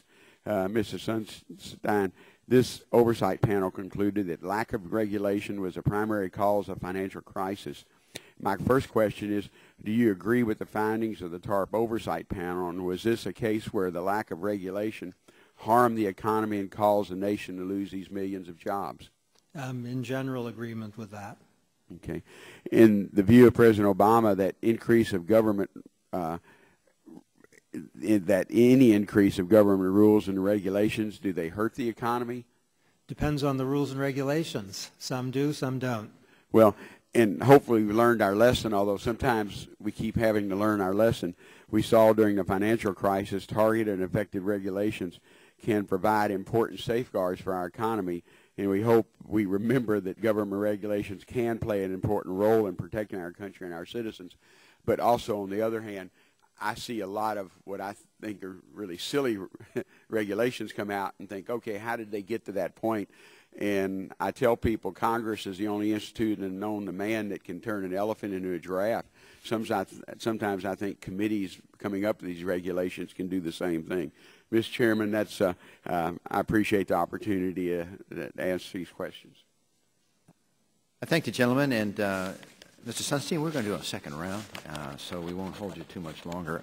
I'll start out with, I want to go back to the chart that was quivering up there. I think we've given you a copy of that chart. Did you know that that chart came from the web page, reginfo.gov? That's where we got it all? I did not, but reginfo.gov is one of my favorite web pages, and I trust it. Okay, so assuming that that information is correct, if you look at the graph again, you'll see that the one graph shows the number increasing in number of regulations that have economic significance that reviewed by OIRA from 2008-2009. Do you see that? I do. And then you would assume that came from your website that's accurate? I would. Okay. Then you go to the second graph and you see that during the same time, particularly in 2000, 2010, and 2009, the average duration for those reviews have gone down. Do you agree with that? That looks about right. I wouldn't put a lot of weight on the fact. Well, let me just finish. So you agree that the information came from your website that you approve, it's accurate. You agree that the first graph is correct and the second graph is correct. So I guess with going back to the first question where you disagreed, I guess you would now agree that that second chart shows spend less time in review of these regulations, and you would have to agree with the chart. I'll tell you what I'd want to see before signing off on that. The left-hand chart says economically significant rules reviewed by OIRA, and the right-hand chart says average duration of OIRA regulatory review. Most of the rules we review are not economically significant. So what I believe is the case, though I'd want to see the chart to make sure, is that in 2010 our average duration for rules in general is pretty close to the predecessor. I believe that's true, but I want to see the chart to make sure. Well, I'm glad you agree that the charts are accurate. I think you're parsing your words here by saying the actual wording of our titles you might not agree with. No, it's not semantics. It's that we review mostly significant rules that are not economically significant. So economically significant are just a well under 50% of the rules we review. So what we'd want to compare is the significant rules to the average review time or the economically significant. All right. You get the point. Okay, sounds like a Chicago professor at law. I think the point we're trying to make is that basically that you've had more economically significant rules in the years from 2008 to 2010, and at the same time the actual review and economic impact and analyzing has gone down. So that's our point we want to clearly make. And we want you to understand that you might come back with a little different interpretation, but these came from your web page. Let me move on to my next set of questions dealing with end-of-life care rules. During your last appearance before the committee, you testified that the decision to include end-of-life care rules into Medicare regulation was inappropriate and that the American people deserve to see the content of the rules before they are finalized. That's what you said. Do you still agree with that statement? Absolutely. Okay. But are you aware on March 3rd, 2011, an appearance before the Subcommittee on Health, Secretary Sebelius freely admitted that she made the decision to public this regulation without notice or public comment. Were you aware of that? I was not aware of that. Okay, well that's a fact that based upon what you said, obviously she did not comply with it. Have you ever had any discussion with Secretary Sebelius about this admission? What I'd say is the Secretary Sebelius was very responsive to the concern that this had not been adequately ventilated by the public, and that was promptly corrected on exactly the ground you state, and that was the Secretary's decision. Yeah. So here we have end-of-life care rules in Medicare, controversial to say the least, and she agreed that she had not even sought public notice. Don't you find that, is the word preposterous? Well, I think what happened was that long before anything like that went into effect, the correction was made, and that's a good thing. But you agree that she was incorrect by not asking for public comment? Well, HHS, I think what they formally said was not that they hadn't asked for public comment, but that it hadn't been adequately ventilated by the public. This is a very... Ventilated? Okay. Ventilated, not in the sense of air, but in the sense of... But don't you think those particular rules, end-of-life care, should certainly have asked publicly for public comment in a very clear manner, unambiguous, so that the American people have confidence? I mean, that seems to be so basic. Wouldn't you agree? Yes, and that's why the Secretary amended the rule. Mm-hmm. Was your office ever briefed on the decision to include this regulation? We saw the regulation. We were Just not, yes or no? We were not briefed on that particular no, issue. the answer is no. Were any materials provided by HHS about this regulation to you? The regulation was presented to us. Could you please submit those for the record for us? The regulation is the same regulation that was published. So you But the materials, the question I had, were any materials provided? Independent Not materials? the regulation. We're talking about the materials dealing. No, I don't believe any independent materials were provided. So there's nothing you could provide? I don't believe so. Has your office ever been contacted about the possibility of including end-of-life care rules into future regulation? No. Okay. And at this point, do you feel that the analysis for the end-of-life care rules has been sufficient by the administration and the comment period, that it's been adequate? Well, what I understand is that the provision to which you object has been eliminated, and I support the Secretary's decision. And so we don't think it'll ever come up again, a new rule for the end-of-life care? Well, you know, we are in the business of reviewing rules that come before us. I would defer to the Secretary's statements. But your understanding is, by her amending and pulling this, that there is not going to be any further end-of-life rules, or they're going to be amended? Or I would defer to her on any such issues. Okay. All right, my time's expired. Recognize the gentlelady. Thank you very much, Mr. Chairman. Mr. Sunstein, in your testimony, you talked about how initiatives described in the preliminary regulatory look-back plans released by federal departments and agencies could potentially save billions of dollars in the future. Can you describe some of the steps that agencies have taken that have already led to significant cost savings for individuals and businesses? Yes, we have from DHS something that happened in December, which was a reporting requirement imposed on airlines that's 1.5 million hours. So that 1.5 million hours of burden has just been eliminated already. I mentioned the EPA milk rule. EPA also exempted biomass from the greenhouse gas permitting requirement, something that was of great interest to the biomass industry. It's a 3-year exemption, potentially longer. That will have significant economic consequences.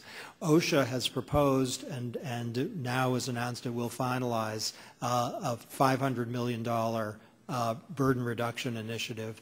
And we have a number of initiatives that actually were announced long before the President's executive order that promised over 60 million hours in annual burden reduction. And I don't know how much an hour is worth, but even if it's worth relatively little, which I don't believe, that 60 million hours turns into a lot of money.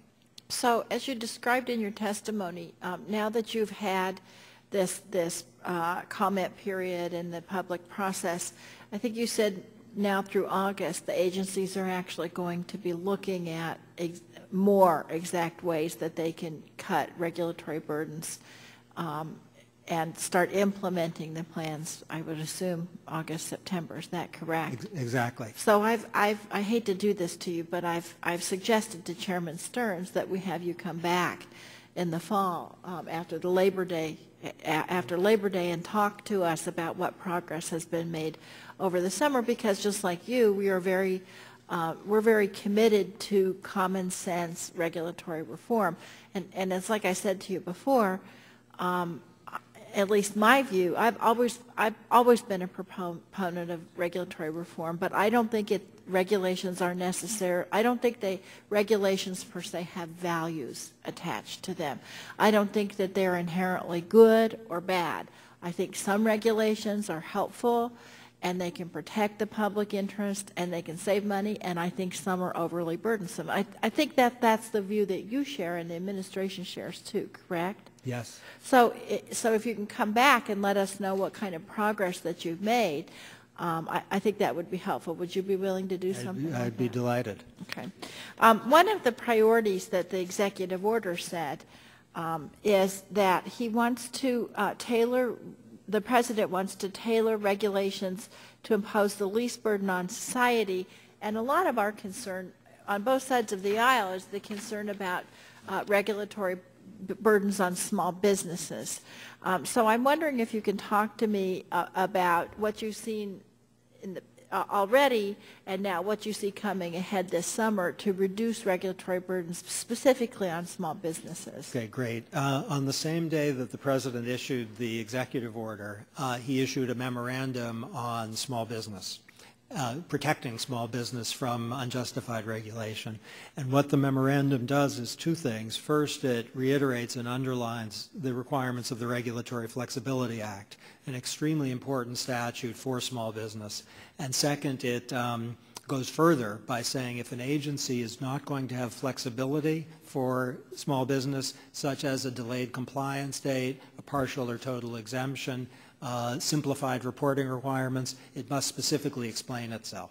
Now, we've seen in the last months some prominent actions by cabinet-level departments eliminating burdens for small business, sometimes reporting burdens, sometimes not reporting burdens, sometimes regulatory burdens, and in two important cases by pulling rules back so as to engage with the small business community to see if there's a way of doing it that would be minimally burdensome on them. You know, one of the things I noticed, I was thinking about this, when I talk to businesses in my district, small and large, one of the great frustrations is obsolete regulations that have reporting requirements that are based on a lack of technology. And now that technology's moved ahead, they're saying, why can't we just report electronically? Why do we have to fill out all these forms too? Is the administration doing anything to specifically address those concerns? Absolutely, and we've heard the same thing. It sounds more small potatoes than it actually is. Small business says we could do it electronically, it'd be easy, it'd take us a short time. You're having us do all this paperwork, which is a mess for us. If you look through the plans, you will see numerous initiatives from numerous agencies that say we're going to go from paper to electronic. And we have a little precedent here, actually not so little. The Department of Treasury has a paperless initiative that's going to save $500 million in the next years just by eliminating the use of paper. So that's taxpayer dollars. We hope to transfer that to the private sector. Let me just ask you, Mr. Sunstein, if you can get somebody from your staff to send us an email. Don't send us letters. Send us an email listing all of those initiatives so that we can actually know what's going on and communicate that to our constituents. Thank you very much for coming back, David. Gentlelady's time has expired. The gentleman from Texas, Dr. Burgess, recognized for 5 minutes. Thank you, Mr. Chairman, and Mr. Lindstein, we're appreciative of you spending so much time with us today. Let me, you wrote a piece for the Wall Street Journal, 21st Century Regulatory Regulation, an update on the President's reforms. You talked a little bit about let's stop crying over spilt milk, but just to set the record straight, everyone in this town loves to blame all the problems in the world on the previous administration. But sometimes we need to give credit where credit is due to the previous administration. And the spilled milk rule actually was proposed in the Federal Register January 15th of 2009, which was a few days before the President took the oath of office. Is that correct? Yes, and our final rule is much more aggressive in its deregulation than the Bush proposal. All right. Well, give the former President credit when we talk about that.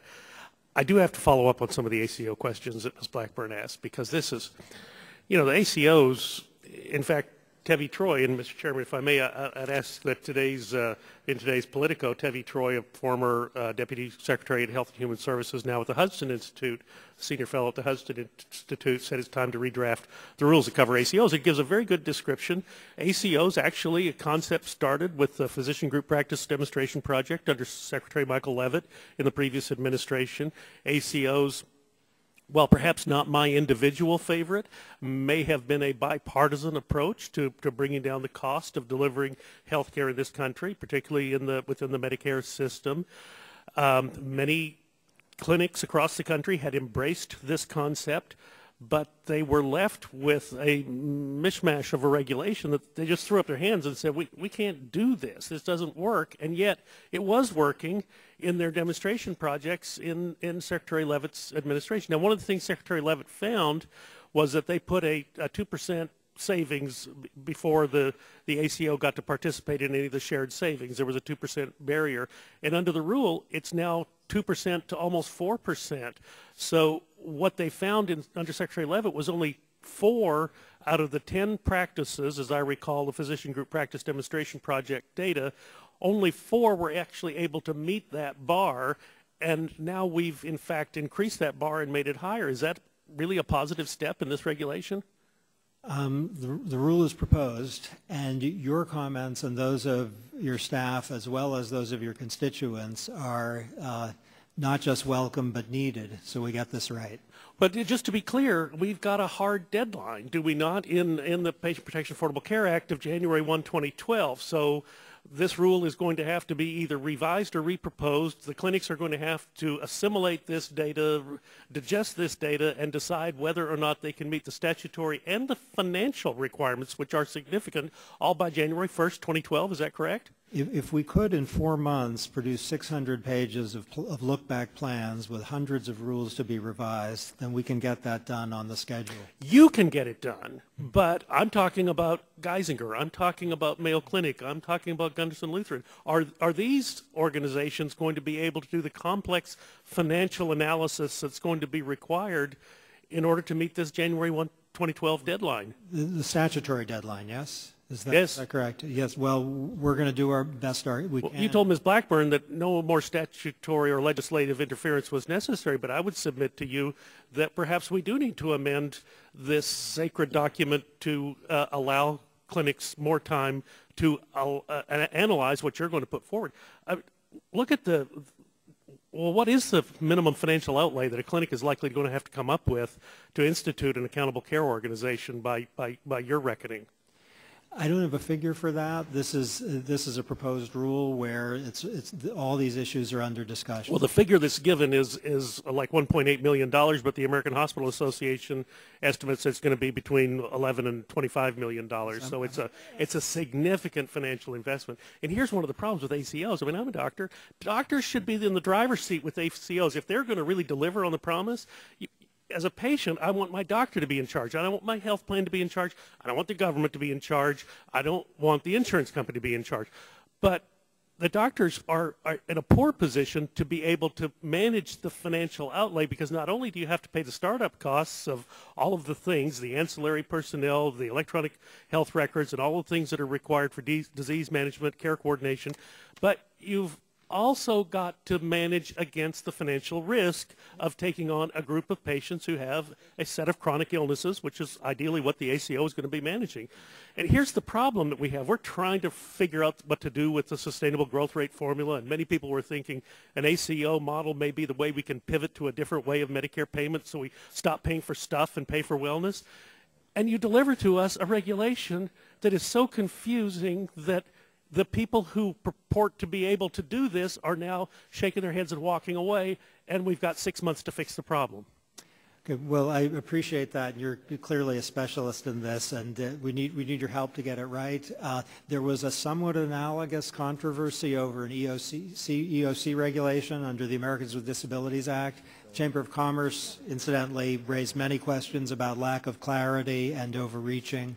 And the first people out of the box to celebrate what the EOC eventually finalized was the Chamber of Commerce. So our hope is we can fix this. I'm going to submit a question in writing that deals with the FDA and medical devices, because we've heard a lot of testimony about that in this committee. It's an extremely important issue, and the FDA guidance documents that are under development by the agency and how the streamlining process is going to impact those. It's a critical importance, not for our manufacturing in this country, but for America's patients and America's patients in the future. Okay. So thank you. Thank you. The gentleman, Mr. Bilbray, is recognized for 5 minutes. Thank you, Mr. Chairman.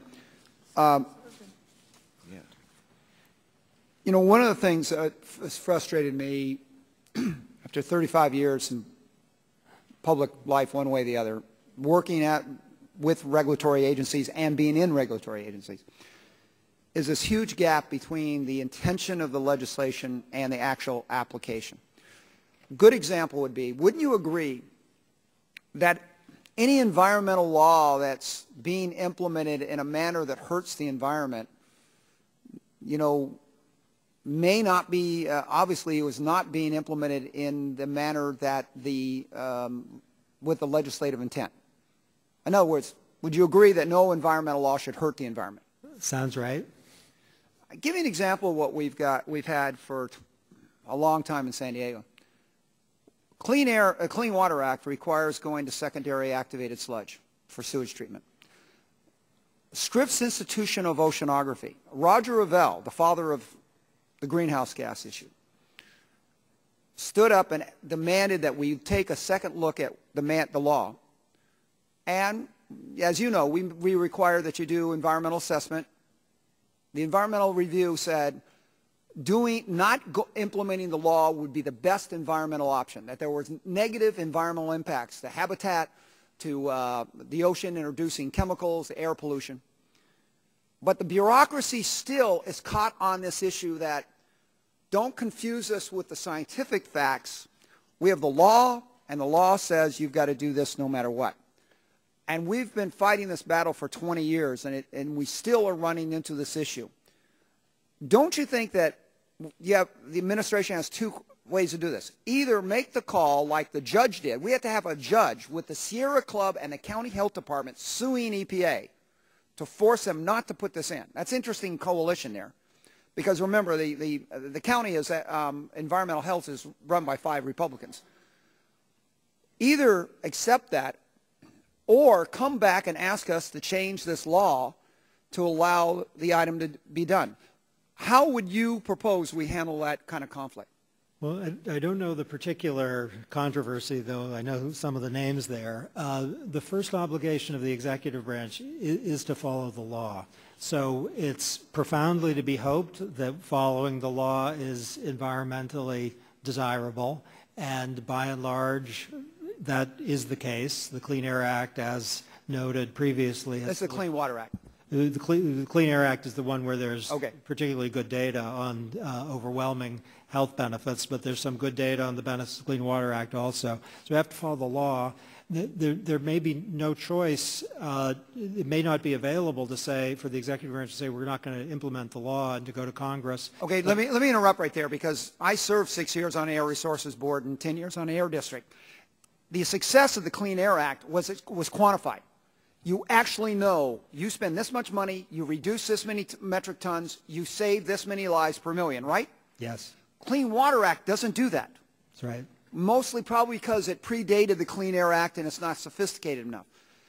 Will you bring that up? Wouldn't you admit that maybe we ought to be sitting down and talking about quantifying the Clean Water Act, because the Clean Water Act originally really was an act to allow pollutants. I mean, Chicago dumping into a river that went into the Ohio and polluting everybody's water all the way down to New Orleans, rather than clean up their mess and okay. From what they historically did. OIRA's role is the narrow one of implementing what you've told us to do. So I wouldn't want to comment just in my little domain on what you should do tomorrow. But I would say that the executive order makes a very strong plea for quantification of costs and benefits, and that would certainly apply to the Clean Water Act. Okay, let me shift over. Is there anything in the Endangered Species Act that requires 4 or 5 to 1 mitigation for disturbing habitat? I don't believe so. No, there isn't. It was on a rule. Is there anything in the Endangered Species Act that requires that when you go in to clean out a flood control channel, you have to go back and mitigate every few years? When you do that, you've got to re-mitigate for that again, even though you had originally mitigated? I'm pleased to say that I'm confident there's nothing like that in the Act, but I just note that the Department of Interior, in its look-back plan, has referred specifically to streamlining the requirements under the Endangered Species Act and taking another look at that. Well, let me tell you something. I've run into that to where it's not only an impact on local government, local communities, but it's actually displaced public space, parkland, because you've got agents under Fish and Game and Fish and Wildlife screaming bloody murder that we have to get our pound of flesh from you 4 to 1 to make up for somebody else's problems. And I don't know, do you know anywhere in the Endangered Species Act that allows agencies to make a permittee mitigate for other people's violations? The way I'd phrase it, it's a pretty short statute, and I'd say it doesn't require what you've particularly described. I think it's authorized. The Secretary of Interior has a lot of authority under some broad terms. So I believe it's not required, but it is authorized. Mr. Chairman, I think that the one thing that was in the rulemaking, where so many of these things were done, in the rulemaking process that was never included in the legislation that was passed by the representatives of the people of the United States. And I think this is one thing that Republicans and Democrats ought to be able to work at, getting the act back to where it was meant to. Make sure the Clean Water Act is cleaning up and helping the environment, not just fulfilling a bureaucratic agenda and hurting it. That the Clean Air Act is being implemented to where it protects the public health, not just running up costs. And I hope that both sides can work on this one, and I appreciate your testimony today. I thank the gentleman. The gentleman from Virginia is recognized for 5 minutes. Thank you, Mr. Chairman, and I do thank you for spending time here and appreciate what you're doing. We have to roll back some of these regulations that are killing jobs, and it really doesn't matter to me who gets the credit as long as we get the job done. In my earlier questioning, and you were very kind to say that you would look into it in regard to the National Toxicology Program related to formaldehyde, that affected jobs, hundreds of jobs on the northern end of the district, affecting thousands of jobs across the nation, and particularly some well-needed jobs in the southern end of my district, which is, my district's about the size of the state of New Jersey, is styrene. And interestingly, the science there is also similar, and it's believed that there may be, the National Toxicology Program may be labeling that as a reasonably anticipated carcinogen, although there's, huge debate on that in the science. In fact, most of the science indicates that it's not a problem. So if you could add that to the list, I would greatly appreciate it, looking at that. We actually, it's interesting because my predecessor and Congressman Shadig wrote a letter last year that details some questions. I'm happy to give you a copy if you'd like.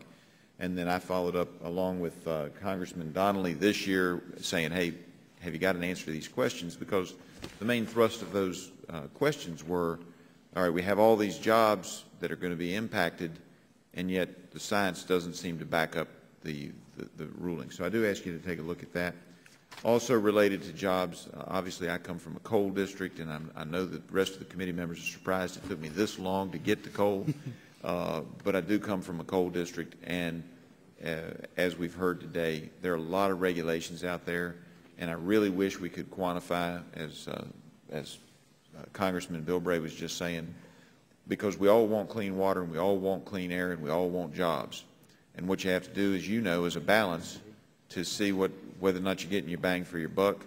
My opinion, as everybody on this committee knows, is that a lot of the regulations proposed and the newer regulations related to the mining of coal have very little positive impact for the environment.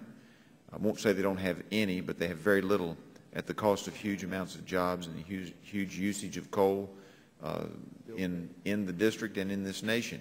And one of the things I think is interesting, and I think this applies both to the styrene and the formaldehyde as well, these products are going to be made. The question is, are they made here? Now, if they're causing people cancer, obviously we want to put a stop to it. Some other country wants cancer, that's fine. But the bottom line is, when you talk about coal and you talk about some of the things, one of the things I found interesting, we've had some testimony here that we actually may be creating a worse problem with coal by shipping the jobs overseas. We're still using the products. They're still coming back here. They're being made in China and Kazakhstan and India and you name it.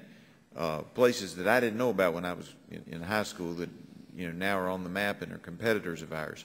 And we're shipping our coal over there, and they're shipping our their air pollution back to us, because, as you know, it only takes a few days, 10 days according to a NASA study, to get from the air to go from the Gobi Desert to the eastern shore of Virginia. And as a result of that, I'm concerned that not only are we getting a small bang for our buck on the regulations that are proposed and that are coming out, and that have some that are already implemented, but we're actually increasing the air pollution in the United States by shipping these jobs off to countries where they don't have even the reasonable regulations that I think everybody would agree the Clean Air Act did bring us in its early days.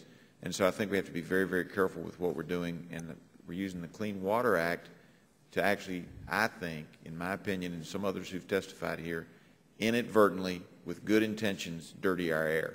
Thank you. I yield back my time. Gentleman yields back his time. Mr. Bilbray, you had a point of order? Or? I just want to point out that I agree with you about the fact that we're here to implement the law, and sometimes there's problems. And God knows at Air Resources Board, I didn't want to touch colognes and hairsprays for consumer products. You start messing with the ladies' Chanel number 9 or whatever it is, you get in real problems. But in Arizona, U.S. versus the Arizona, just filed last year, this administration claims in that the executive branch has the ability to pick and choose which laws it wants to enforce. And I would ask you to take a look at that filed, because to me it was extraordinary, but that's the position of this administration, that the executive has the right to choose when not to enforce the law. And they've got that on record. So if it can be applied to the issue of immigration, my question is, why wouldn't it be applicable to these other regulatory groups? And I'd leave that with you just to take a look at it and see how that position may affect your latitude in straightening out some of this problem. I yield back, Mr. Oh, right, gentleman yields back. Did the gentlelady, ranking member, have any concluding comments before we miss? I'm going to let you go. I just have one comment. You previously testified that you disagreed with the Crane report that stated that the current regulations are costing American businesses $1.7 trillion. Are you aware that the Crane report was a report commissioned by the Obama administration's Small Business Administration in 2009? Yes. What I'd say is, I wouldn't say I disagree. I'd say I hope this isn't a subtle difference. I don't agree. I don't think it's been supported. That number hasn't been supported by Well, I think your answer would be you do not agree with the Crane report. Yes. The number I don't believe has a solid foundation. I just want to put on the record that you disagree with the Crane report. Yes, I disagree with the analysis in the Crane report. All right. Well, thank you, Mr. Susteen. You have won the prize here for forbearance today. So thank you very much, and we'll welcome the second panel. Thank you. Yeah.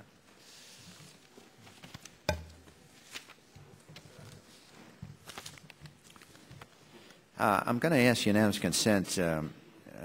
Dr. Burgess asked that Trevi Troy's opinion in the Politico be put part of the record without objection, so ordered.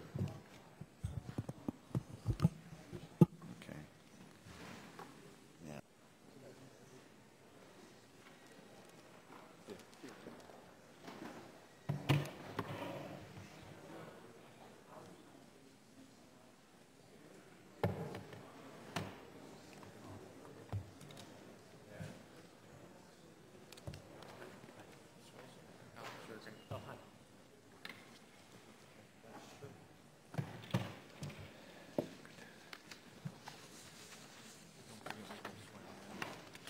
Yeah.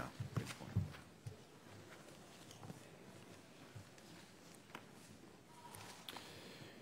We'll have you gentlemen sit down at your convenience, and I'm going to point out who they are before I swear them in. Mr. James Gratuso is a Senior Research Fellow at the Heritage Foundation. Mr. William Kovacs is the Senior Vice President of the U.S. Chamber of Commerce. And Mr. David Golston is Director of Government Affairs at the National Resources Defense Council. And with that, gentlemen, you are aware the committee is holding an investigative hearing, and in doing so, we've always had the practice of taking testimony under oath. Do you have any objection to taking testimony under oath? Oh, no. The chair then advises you that on the rules of the House and the rules of the committee, you're entitled to be advised by counsel. Do you desire to be advised by counsel during your testimony today? No. In that case, you please rise, and I'll swear you in. Please rise and raise your right hand. Do you swear to tell the whole truth and nothing but the truth, so help you God? Thank you. You're now under oath and subject to the penalties set forth in Title 18, Section 1001 of the United States Code. Now, if you would give a 5-minute summary of your written statement, we'd appreciate it. Mr. Kovacs, we'll start with you. Thank you, Mr. Chairman and Ranking Member DeGette. I appreciate being invited here to discuss Executive Order 13563, which calls on agencies to eliminate the duplicative, outdated, and unnecessary rules. This is certainly a very positive first step, and we've said that many times. I would like to bring to your attention, though, the fact that Congress first mandated this in 1980 in the Regulatory Flexibility Act, and it's been a struggle to get it implemented. So it's a good start. Now, having said that, one of the concerns, and we hope that the OIRA moves forward with it, is we've got a long way to go. If we're going to deal with the jobs issue, we have to look at the economically significant regulations which have been defined by the administrator, permit streamlining, which really creates jobs, and frankly, we have to begin looking at the standards for court review, because they have a lot of implications as to how the regulatory process works. And as we're talking about jobs, I just want to highlight one point that I have in the testimony, and that is some of the agencies, like the Environmental Protection Agency, have in each one of the environmental statutes a congressional mandate to do a continuing jobs analysis, and that's Section 321A in the Clean Air Act, and it goes through the rest. And this is, to my knowledge, this has never been done, and it's been on the books for decades. The regulatory process, look, it's been growing for years. This is not new. Since 1976, we have 170,000 new regulations. But the Chamber has always said we need a lot of these regulations. Some of these are just business practices. So when we go into the regulatory process, we have to go into it in a way in which we understand what it is we're trying to do. The concern on our part seems to be the fact that the economically significant regulations have increased dramatically. From 2005 to the present, they've gone from 137 a year to 224. And these are significant because they do impact large parts of society and many industries. So when we take a step back, how do we get here? Congress has been addressing this issue to try to bring it to some control since 1946. I mean, this is 65 years of Congress doing this. You'd enacted the Administrative Procedure Act, and at that time it was to bring the public in, and it was to have a discussion of what the regulatory process is all about, and to get the kind of comments that a lot of which, frankly, you're getting here today. But several things happened on the way to getting here today. The first is Congress actually began to pass very, very broad and vague laws, and you asked the agency as an administrative body to begin filling in the blanks, and the agencies were very glad to fill in the blanks.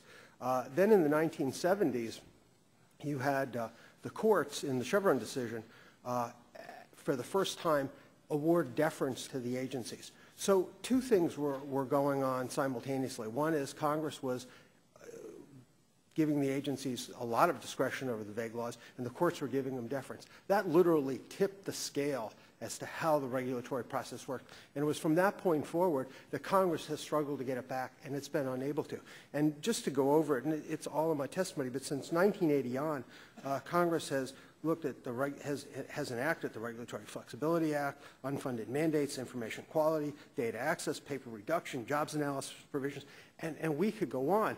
And each one of these, the Congress has struggled to get control over this, and it's been unable to. So a few of the suggestions that we have, and not that any one of them should take preference over any other one, but there are some, and we ought to look at this, and that is, one is, if you're going to focus on the regulatory process, you need to focus on those few hundred regulations a year that really make a difference. You have so many things in place. You have cost benefit, you have jobs analysis, least restrictive alternatives. You have that. We've got to find a way to make them work, and I think you can make them work quicker in the 200 large regulations than the 4,000 other regulations that occur. You've got the REINS Act before Congress. Certainly would put Congress in the driver's seat and should be considered. You could require economically significant rules for the agencies to actually have a higher standard of review. For example, all regulations right now, the smallest and the most minimal and the largest, are all subject to what court review for what we call arbitrary and capricious, which means if the agency can find anything in the record, if the court can find anything in the record that the agency supports, the agency wins. That really has tipped the playing field because the agency can always put something in the record. You might want to consider giving that a higher standard of review. Maybe for the 200 economically significant regulations you put, you have a formal rulemaking. You could also since the courts give deference, you could require all regulations to be subject to substantial evidence. You could put judicial review on many of the regulatory statutes that you have already enacted. That way the public can help you implement the regulatory process. And then finally, I think in the final analysis, you know, I hate recommending anything to the Congress, but the Constitution does give you sole legislative power. And I think that at this point in time, that legislative power, because of the regulatory process, is shared. Thank you. Thank you, gentlemen. Mr. Gattuso, welcome for your opening statement. Chairman Stearns, Ranking Member DeGette, and members of the subcommittee, thank you for the opportunity to testify today on this important issue. 4 months ago, the President issued an executive order instructing all executive branch agencies to submit plans for reviewing regulations on their books. Last week, and again this morning, our Administrator Sunstein reported on the initial progress of that review at the various agencies. His report was encouraging, as agencies have identified a substantial number of obsolete and unnecessarily costly regulations. At the same time, the reforms proposed so far constitute only a very small step towards the rollback of red tape that the American economy needs. Much more substantial reform is required. This is not a new issue. The burden of regulation has been steadily increasing over the past 3 decades through Republican as well as Democratic administrations. During the present administration, however, the rate of increase has reached unprecedented levels. According to figures compiled by us at the Heritage Foundation, based on data provided by the Government Accountability Office, federal agencies promulgated an unprecedented 43 major regulations during fiscal 2010 alone, imposing annual costs, as calculated by the agencies themselves, of at least $28 billion. During the same period, only a handful of major rulemakings were completed which reduced burdens, with a total calculated savings of about $1.5 billion. It is in this context that President Obama launched his regulatory review initiative. To address the issue, the President promised a government-wide review of rules. This was a welcome step, but it is a requirement that agencies submit plans for regulatory review of existing regulations, however, is not a new or groundbreaking idea. In fact, agencies have been required to prepare such plans since 1993 under President Clinton's executive order on regulatory review. There is little evidence that such plans have had any impact. Moreover, the Obama initiative was hardly government-wide. It excluded independent agencies such as the Federal Communications Commission, the Securities and Exchange Commission, and the new Consumer Financial Protection Bureau. In so doing, the President excluded from scrutiny many of the largest producers of red tape. And I do understand that OIRA invited independent agencies to submit plans of their own, and apparently they almost uniformly declined to do so. There is precedent on this in prior reviews of regulation by administrations, notably in the 1991 review by the Bush administration. It was made clear to independent agencies that they should participate, and they did. Frankly, a president who has his appointees serving in independent agencies can persuade them to participate if he expresses his desire strongly enough. I don't think that was done in this case. Now, despite these limitations, the initiative has, as reported by OIRA Administrator Sunstein, had some meaningful results. Overall, the executive branch agencies identified over 100 possible rule changes for the reported potential savings in the short term of about $1 billion. For an administration that up till now has reduced regulation on virtually nothing, this agenda is significant. As encouraging as that is the administration's explicit acknowledgement that regulations have costs and that regulators must make time in their day to review the restrictions and mandates they have imposed to determine if they are actually necessary and effective. Still, it is too soon for Americans to breathe a collective sigh of regulatory relief. Many of the steps last week are the low-hanging fruit of regulatory excesses which should have been plucked long ago. For instance, the rules defining milk as a potentially dangerous oil had been in place since the 1970s, and a request to eliminate dairies from the regulations had been submitted to EPA as early as 2007. The fact that it took 4 years to accomplish this is less a notable achievement than a sign of a broken regulatory system. Many more actions are merely suggestions for change at a later date. Of the 31 reforms identified in the EPA's regulatory plan, nearly half are termed longer-term actions that the officials have simply marked for a closer look at sometime in the future. Moreover, these proposed regulatory rollbacks are far exceeded by the new regulations which have been or will be promulgated. Thus, while the $1 billion in claimed savings in the near term from the actions identified by the administration is significant, it is swamped by the nearly dozen new rules costing more than $1 billion each, which have been adopted in the last 2 years. In other words, the savings expected from this initiative in the near term has been counteracted 11 times over by new regulations that have been adopted. And there are more in the pipeline. Until this torrent of new regulations is stopped, or at least narrowed, net regulatory burdens will continue to increase. Let me finish by saying that help is needed from Congress as well. I have my written testimony of recommendations for reforms that can and should be taken legislatively, including establishing a sunset date for federal regulations, creating a Congressional Office of Regulatory Analysis to provide Congress with its own capability to analyze and review regulations, and requiring congressional approval of major regulations that place new burdens on the private sector. Thank you for your time. Thank the gentleman. Mr. Golston, welcome, and for your 5 minutes.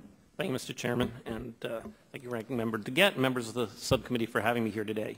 What I'm going to try to do is run quickly through 14 points to summarize some of the points in my written testimony and issues that have come up this morning. First is regulations are needed to safeguard the public. Neither individual action nor the marketplace can yield such public goods as clean air and clean water. Second, repeated studies have concluded that the cumulative benefits of U.S. regulations outstrip the costs. Third, studies have generally found that the impact of regulation on jobs is neutral to slightly positive. The phrase job-killing regulation may come trippingly off the tongue, but one gets tripped up looking for the data to back it up. And this doesn't even account for the indirect benefits of regulations, such as a stable banking system or a trusted system for reviewing drugs. Fourth, studies have found that the estimates of what a regulation will cost tend to exceed the actual cost of implementing a regulation, often by a large factor. This is because the estimates cannot account well for technological change, and they're based on information from parties with an interest in producing higher estimates. Fifth, Congressional Research Service has found that the number of major regulations has not been increasing wildly, and the CRS count of major regulations differs from the count in the Chamber of Commerce's testimony. There may be a difference in definition there, perhaps. Sixth, looking on the basis of all that, While any governmental activity, like any other human activity, can be improved, there's no indication of any fundamental problem with the U.S. regulatory system. Seventh, the Obama administration looked back as a reasonable effort to improve safeguards, and we look forward to reviewing the agency's more detailed proposals when they come out in August. Eighth, industry's focus on criticizing future rules can be seen in part as a tacit acknowledgement that past rules did not turn out to be as problematic as they had predicted. Ninth, contrary to some of the claims that the Chamber of Commerce makes in the testimony, EPA does not simply cave when lawsuits are filed, and the sue and settle narrative is faulty. 10, proposals to upend the current regulatory system should be opposed. They run counter to historical experience, to public opinion, and to the public interest. Measures, particularly like the REINS Act, which are tantamount to dismantling the current system of public protection, should be opposed with particular vigor.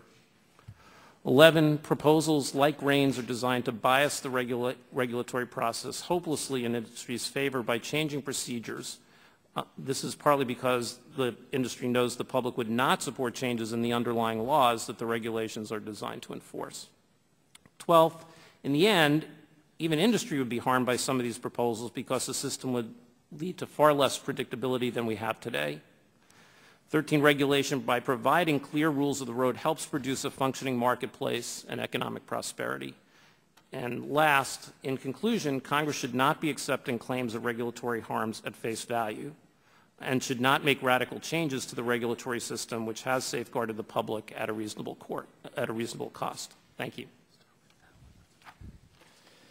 I thank the gentleman. I'll start with my questions. Mr. Kovacs, do the amount of current regulations impede the ability of businesses to hire new workers to create jobs? Well, I think we just saw that the unemployment rate has gotten higher. Within our testimony, we have a discussion of what we call project no project, which is what we try. What we do in this committee is usually ask for a yes or no if possible. Can you say yes? Yes. Okay. Is that some part of the problem with the current high rate of unemployment, which is approaching 9.1%, is that, in your feeling, it's due to regulation? I know we had Mr. Waxman Head saying that he believes in regulation and so forth, but in your opinion, it contributed to the unemployment? I am not. The answer is I am not an economist, but yes, but look at our project no project study, because I think that gives you the kind of answers you need. So that study would give more definitized information? Yes. Okay. And the name of that study again is? It's project no project. Okay. I think both you indicated, and I think the third gentleman did too, this idea of these independent agencies, and I think all of us are concerned. Don't independent agencies that issue regulations also contribute significantly to the total burden on the economy, the independent? Isn't that true? Yes. I'll ask each of you, Mr. Kovac. Yes. And Mr. Gattuso. Yes. Mr. Golston, is that true that the regulations from the independent agencies would contribute to the burden on the economy? They contribute regulations, certainly. You don't think they affect the... Okay, all right. Were you surprised that of the 30 preliminary draft plans released by the White House on May 26, there were none from the independent regulatory agency under this committee's jurisdiction, such as the Federal Communications Commission, the Federal Trade Commission, the Nuclear Regulatory Commission, the Consumer Product Safety Commission, and the Federal Energy Regulatory Commission? No, I was not surprised. Yeah. I was surprised there was not at least one or two. And Mr. Golston? I'm not sure I had an opinion on that. There is the constitutional issue about whether they can be required to do it. There's no reason that they couldn't obviously choose to submit plans. Do you think there's anything more that OIRA could have done to encourage independent regulatory agency to sort of voluntarily submit retrospective analyses of their existing rules and as set out in the President's executive order? I'll start with you, Mr. Kovacs. No, the President suggested it, and they decided not to do it. Yeah, Mr. Gattuso? As I said in my testimony, I think the President can make clear when his request is very serious and when it's for show. I think he could have done more. Mr. Golston? I have no expertise on that, but I imagine they could have done more. I think, Mr. Gattuso, you'd indicate it's too too soon to breathe early a sigh of relief with the President Obama's January 2011 Wall Street Journal op-ed, where he termed, quote, rules have gotten out of balance, placing unreasonable burdens on businesses, burdens that have had a chilling effect on the growth and jobs. Do you think after that particular op-ed that in the Executive Order 13653, we're any closer to achieving what Mr. Sunstein has cited as his aim of nurturing, quote, a consistent culture of retrospective review and analysis throughout the executive branch? I think we're closer, but we're dealing with a few micromillimeters, perhaps, of moving forward. Micromillimeters, okay. Mr. Kovacs, do you think that Congress should mandate a law that all agencies should conduct periodic retrospective reviews? I think you already had in 1980 with the Regulatory Flexibility Act, Section 610. So it's not being implemented? Is that the problem? That's correct. But you would agree that we should, that the agency should have a retrospective mandate to look at the regulatory environment in their department. And you agree also? Definitely. And Mr. Golston, do you agree?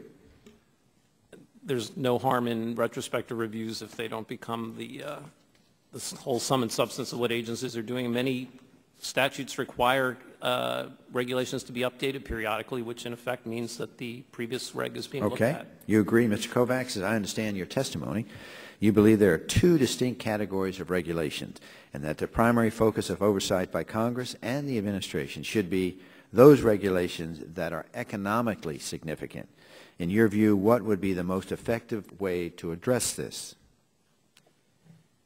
There are several ways. One is that they have a higher standard review within the courts. For example, when a court reviews a regulation, they treat their review the same as if it's greenhouse gases or if it's training for an employee.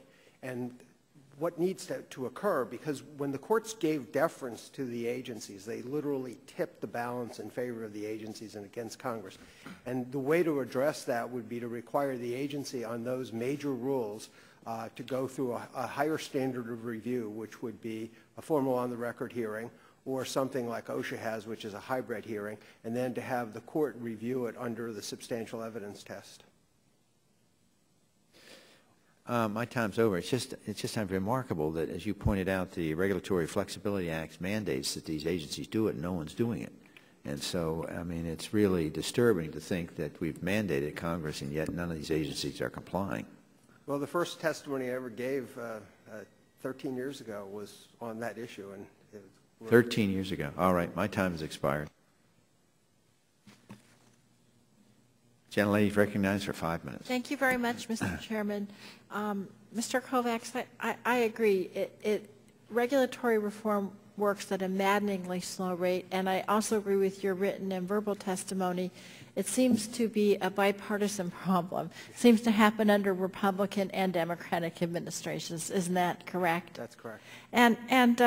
So following up on the chairman's question, here's the problem sometimes with yes or no answers. So here's a question for a yes or no answer. Sorry to pick on you.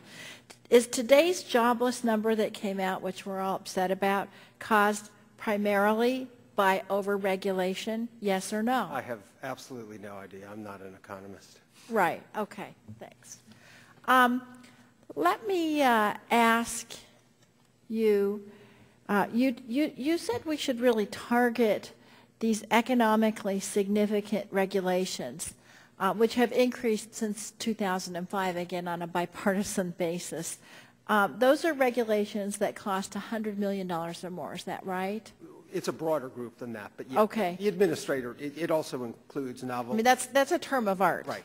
And I can't disagree with that. I think that's probably a good idea, but I would also say that the cumulative effect of other regulations, smaller regulations, can be, even though it's not one regulation, if a small business has to comply with a number of regulations, that for them might add up to a heavy burden. So we shouldn't ignore the smaller regulations while we're focusing on these economically significant regulations, correct? That's correct. And that's why I was saying that when the standard of review and how the agency approaches it is very important. Right. Gotcha. And so that's one of the ways you might be able to. Yeah, and I think that's an excellent suggestion.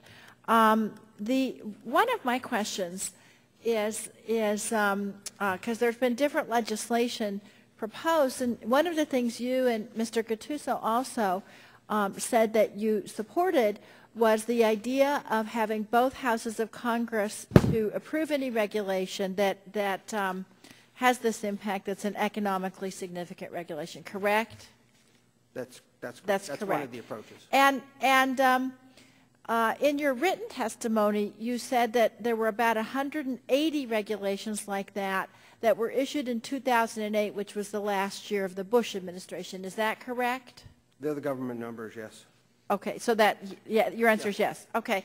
Now, here's what I'm concerned about. In 2008, that same year, we were in session 118 days, but there were 180 such regulations.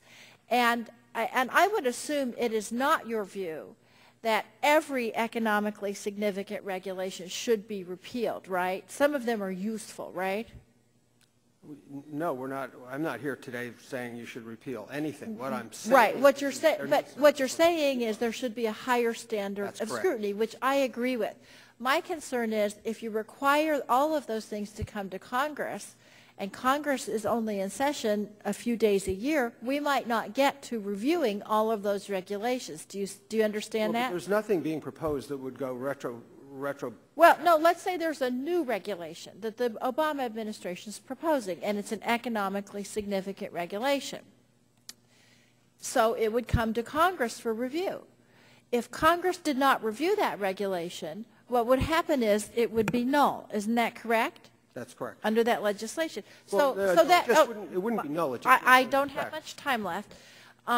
So that might affect a regulation that was a bad regulation or a good regulation, right? It's a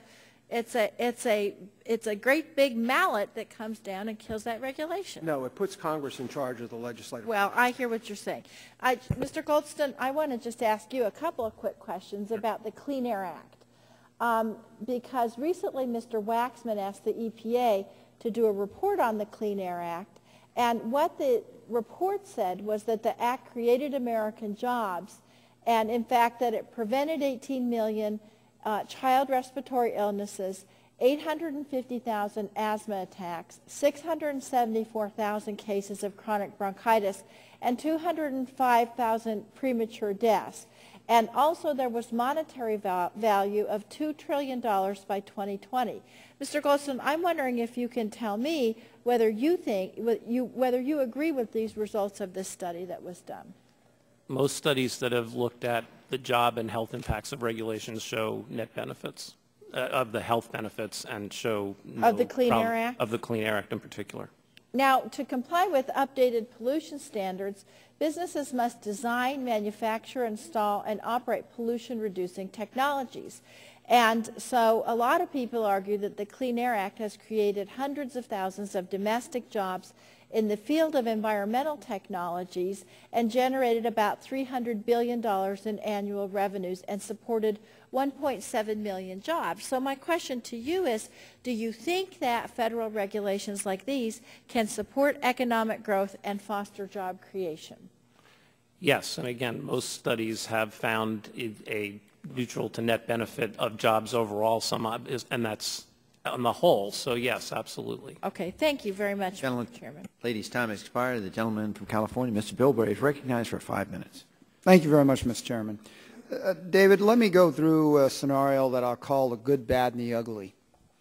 And you know my background in California. So let's use California as sort of the test platform for a national strategy on regulatory oversight, especially environmental stuff. The Air Resources Board, wouldn't you admit, one of the most successful environmental agencies ever implemented, has reduced pollution by, the air in California is twice as clean as it was when the ARB started off. And the population is twice as much. Are you aware that the mandate to those of us that were at the ARB and there now, there's a mandate that cost effectiveness must be considered before passing any reg, right? I would certainly take your word for that. And it obviously has not been a major barrier to the protection of the public health or the implementation of that environmental strategy. Right. The success speaks for itself. In fact, let me just tell you, as somebody who worked 6 years with that program, I actually 16 totally between 10 years at Air District and 6 years on the board. It actually helped us.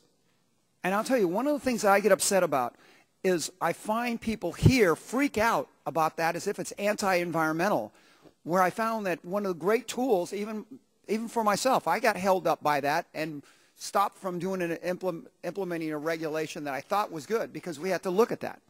Don't you think that both Democrats, Republicans, and everybody else at Washington could learn something by looking at that cost-effective mandate and the way ARB has handled it as being something that both sides should be able to agree at looking at making that, trying to learn from that and integrating it into our federal program? So, I mean, everybody obviously should look at the range of experiences. I think the Federal Clean Air Act has been effective as well, and CARB obviously is operating under its general auspices.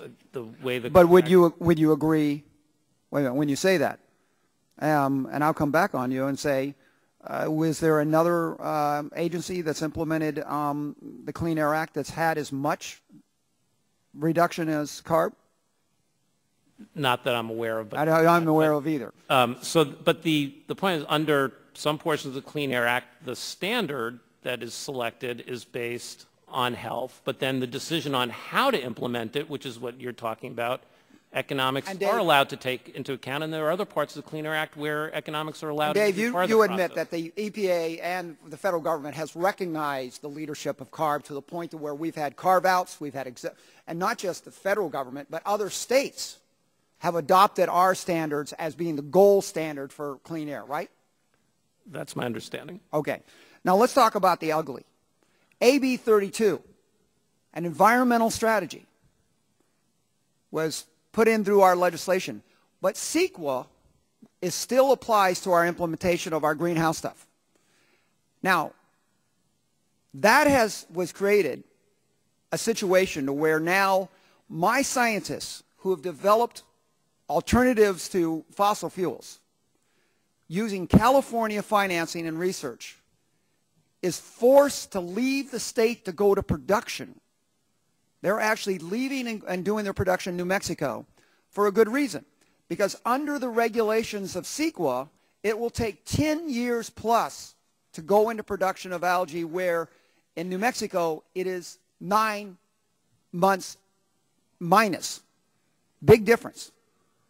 And this is, I would just say, the bad side of it, is showing that, and now the legislature said they cared enough about the environment to put in AB 32, but they didn't care enough to exempt it from environmental regulations that would stop the implementation. And let me just point out, this is the same legislature that exempted a football stadium and industry from CEQA. So it's not like, you know, absurd. Doesn't this tell us something that when we go to implementation or we pick our goals, we've got to do what it takes to make implementation practical? I don't know the specific case you're talking about. As a general rule, certainly, I must say, as a New Yorker, it doesn't hurt me to hear tales of the oddness of the California state legislature. But I don't know the specific case. Well, I think it's the mindset. The problem is the fact that not understanding that the great goals, the great standards are easy for legislators to do, but it's tough for them to take the hit on the fact that regulatory obstructionism is a major barrier to innovative environmental and economic growth. I guess the other issue that I'd bring up is a good example of, and you were aware of it because you were working on this, we're required to go to secondary sewage across with activated sludge. When you have the Scripps oceanographers telling us that it's going to not only hurt the environment, but when we do the environmental assessment, implementing the federal law on secondary in certain instances hurts the environment to the point to where Sierra Club and the Environmental Health Department of the County of San Diego sued the federal government to stop it. Don't you think we really need to go back and start looking at that outcome-based, that cost-benefit, and how it really affects real world rather than just what it was meant to do? So again, I don't know the specific case, but the notion of judging by outcome I think makes a lot of sense, yes. Thank you. I thank the gentleman, and the gentleman from Virginia is recognized for 5 minutes. Thank you, Mr. Chairman. Mr. Goldston, I believe, in very mildly put, that rules have gotten out of balance, placing unreasonable burdens on business, burdens that have a chilling effect on growth and jobs. My understanding of your testimony is you disagree with that? I would say as a broad conclusion I disagree. That doesn't mean there are no rules that could be changed. And so that I'm being fair with you, I will tell you that that actually is a line that I agree with. Probably my version would be put on steroids, but that's a line out of President Obama's January 2011 Wall Street Journal op-ed piece. So it's not just me, it's also the President that thinks that we need to do something about this, and that's why I was very pleased that Mr. Sunstein spent so much time with us, because it's probably one of the few things I might agree with the President's administration on, but I believe this is an area where we can all come together and recognize that, you know, it does have, these regulations do have an effect on jobs, and my district in particular, which is the 9th District of Virginia, which is a large district, some would call it rural, others might not. It's heavily dependent on manufacturing and mining. We do have a university or two in the mix, but it's heavily dependent on that, and we're seeing the effects of these regulations. You indicated in your comments that you felt like that if we started, you know, rolling back some regulations, it might make things less predictable. And I'm just wondering if you had the opportunity to hear the testimony in front of one of the committees where Notre Dame came in and testified that in 2004 they attempted to comply with what they believed the EPA regulations were going to be in regard to boilers. And of course the EPA has backed off of its boiler MAC regulations. But they were very concerned about it because they spent millions of dollars to comply with what they thought the EPA wanted, only to find out a few years later that that wasn't good enough and that they weren't going to be able to qualify as a valid boiler if the new regulations had come into effect. And you know, these are folks who were really trying, and I just can't agree with you. I believe that we need to do more to make things predictable. And Mr. Kovacs, if I might ask you, on page 12 of your prepared statement, you've got a copy. I believe I've seen this or a similar chart before of all the new regulations coming into effect at that time. And again, Boiler MAC is now, if not, it's on the back burner, if not off the stove completely. But you can look at all those colors from over there and see if a member of your organization, doesn't matter which agency, whether it's EPA or OSHA, sees that much coming at them, do you think that they think that's predictability in regulation? Well, it's clearly not predictability. That's why I asked it. Whatever is going to change, I think that I'd just like to make a point without being stuck to the yes or no, and that is we've been talking about jobs all day, and if jobs are really being created by all of these rules, then the Environmental Protection Agency should be implementing the continuing jobs analysis that it's got under 321 and all the other rules. I mean, there are mechanisms. If you go through everything that Congress has done for the last 30 years, you have least restrictive alternatives. It's never applied. You have unfunded mandates. Anytime it's over $100 million, there are an entire list of issues to be done. You have within each of the environmental statutes some form of this continuing jobs analysis. We have it there. It's not being done. And so there are ways to bring resolution to this issue, but going back to your question is, yes, that is an enormous amount of regulatory uncertainty, but if you look going forward between this, healthcare, which I'm not an expert on, or financial services, we went from the 137 to the 224. That chart's going to go this way. And so if I understand your answer in general and your other comments as well, what I'm hearing you say, and correct me if I'm wrong, what I'm hearing you say is that if, as some would like to think, that regulations actually create jobs, then they should embrace congressional requests that they establish what jobs they are creating and what the impact is on jobs, because if these regulations are so good for jobs, a requirement to detail the jobs effect of a regulation would come out that these regulations are actually helping everybody. And so the EPA and the administration and all the others ought to actually get behind the TRAIN Act and other acts that call for more data that show that these regulations are in fact creating jobs, if that is true. Is that what you're saying, sir? Absolutely. That is what they should do. Congress has already mandated it in the other statutes, but I would even go one step further. Yes, sir. EPA uses proprietary models. It doesn't use the public models as required under the Data Quality Act. It should begin releasing all of its models so we can see the assumptions. It should go in and begin applying the Data Quality Act, which the administrator said gave a hint to that it is a good way of testing the statistics, the data, the information. The agencies have written, since Congress passed that in 2000, the agencies have literally written that out. And the only thing it says is that the agencies are to open up their data, that are to use the most up-to-date data, to put that data in the record, and to allow that data to be peer-reviewed and tested within the system. That hasn't occurred since the law has passed.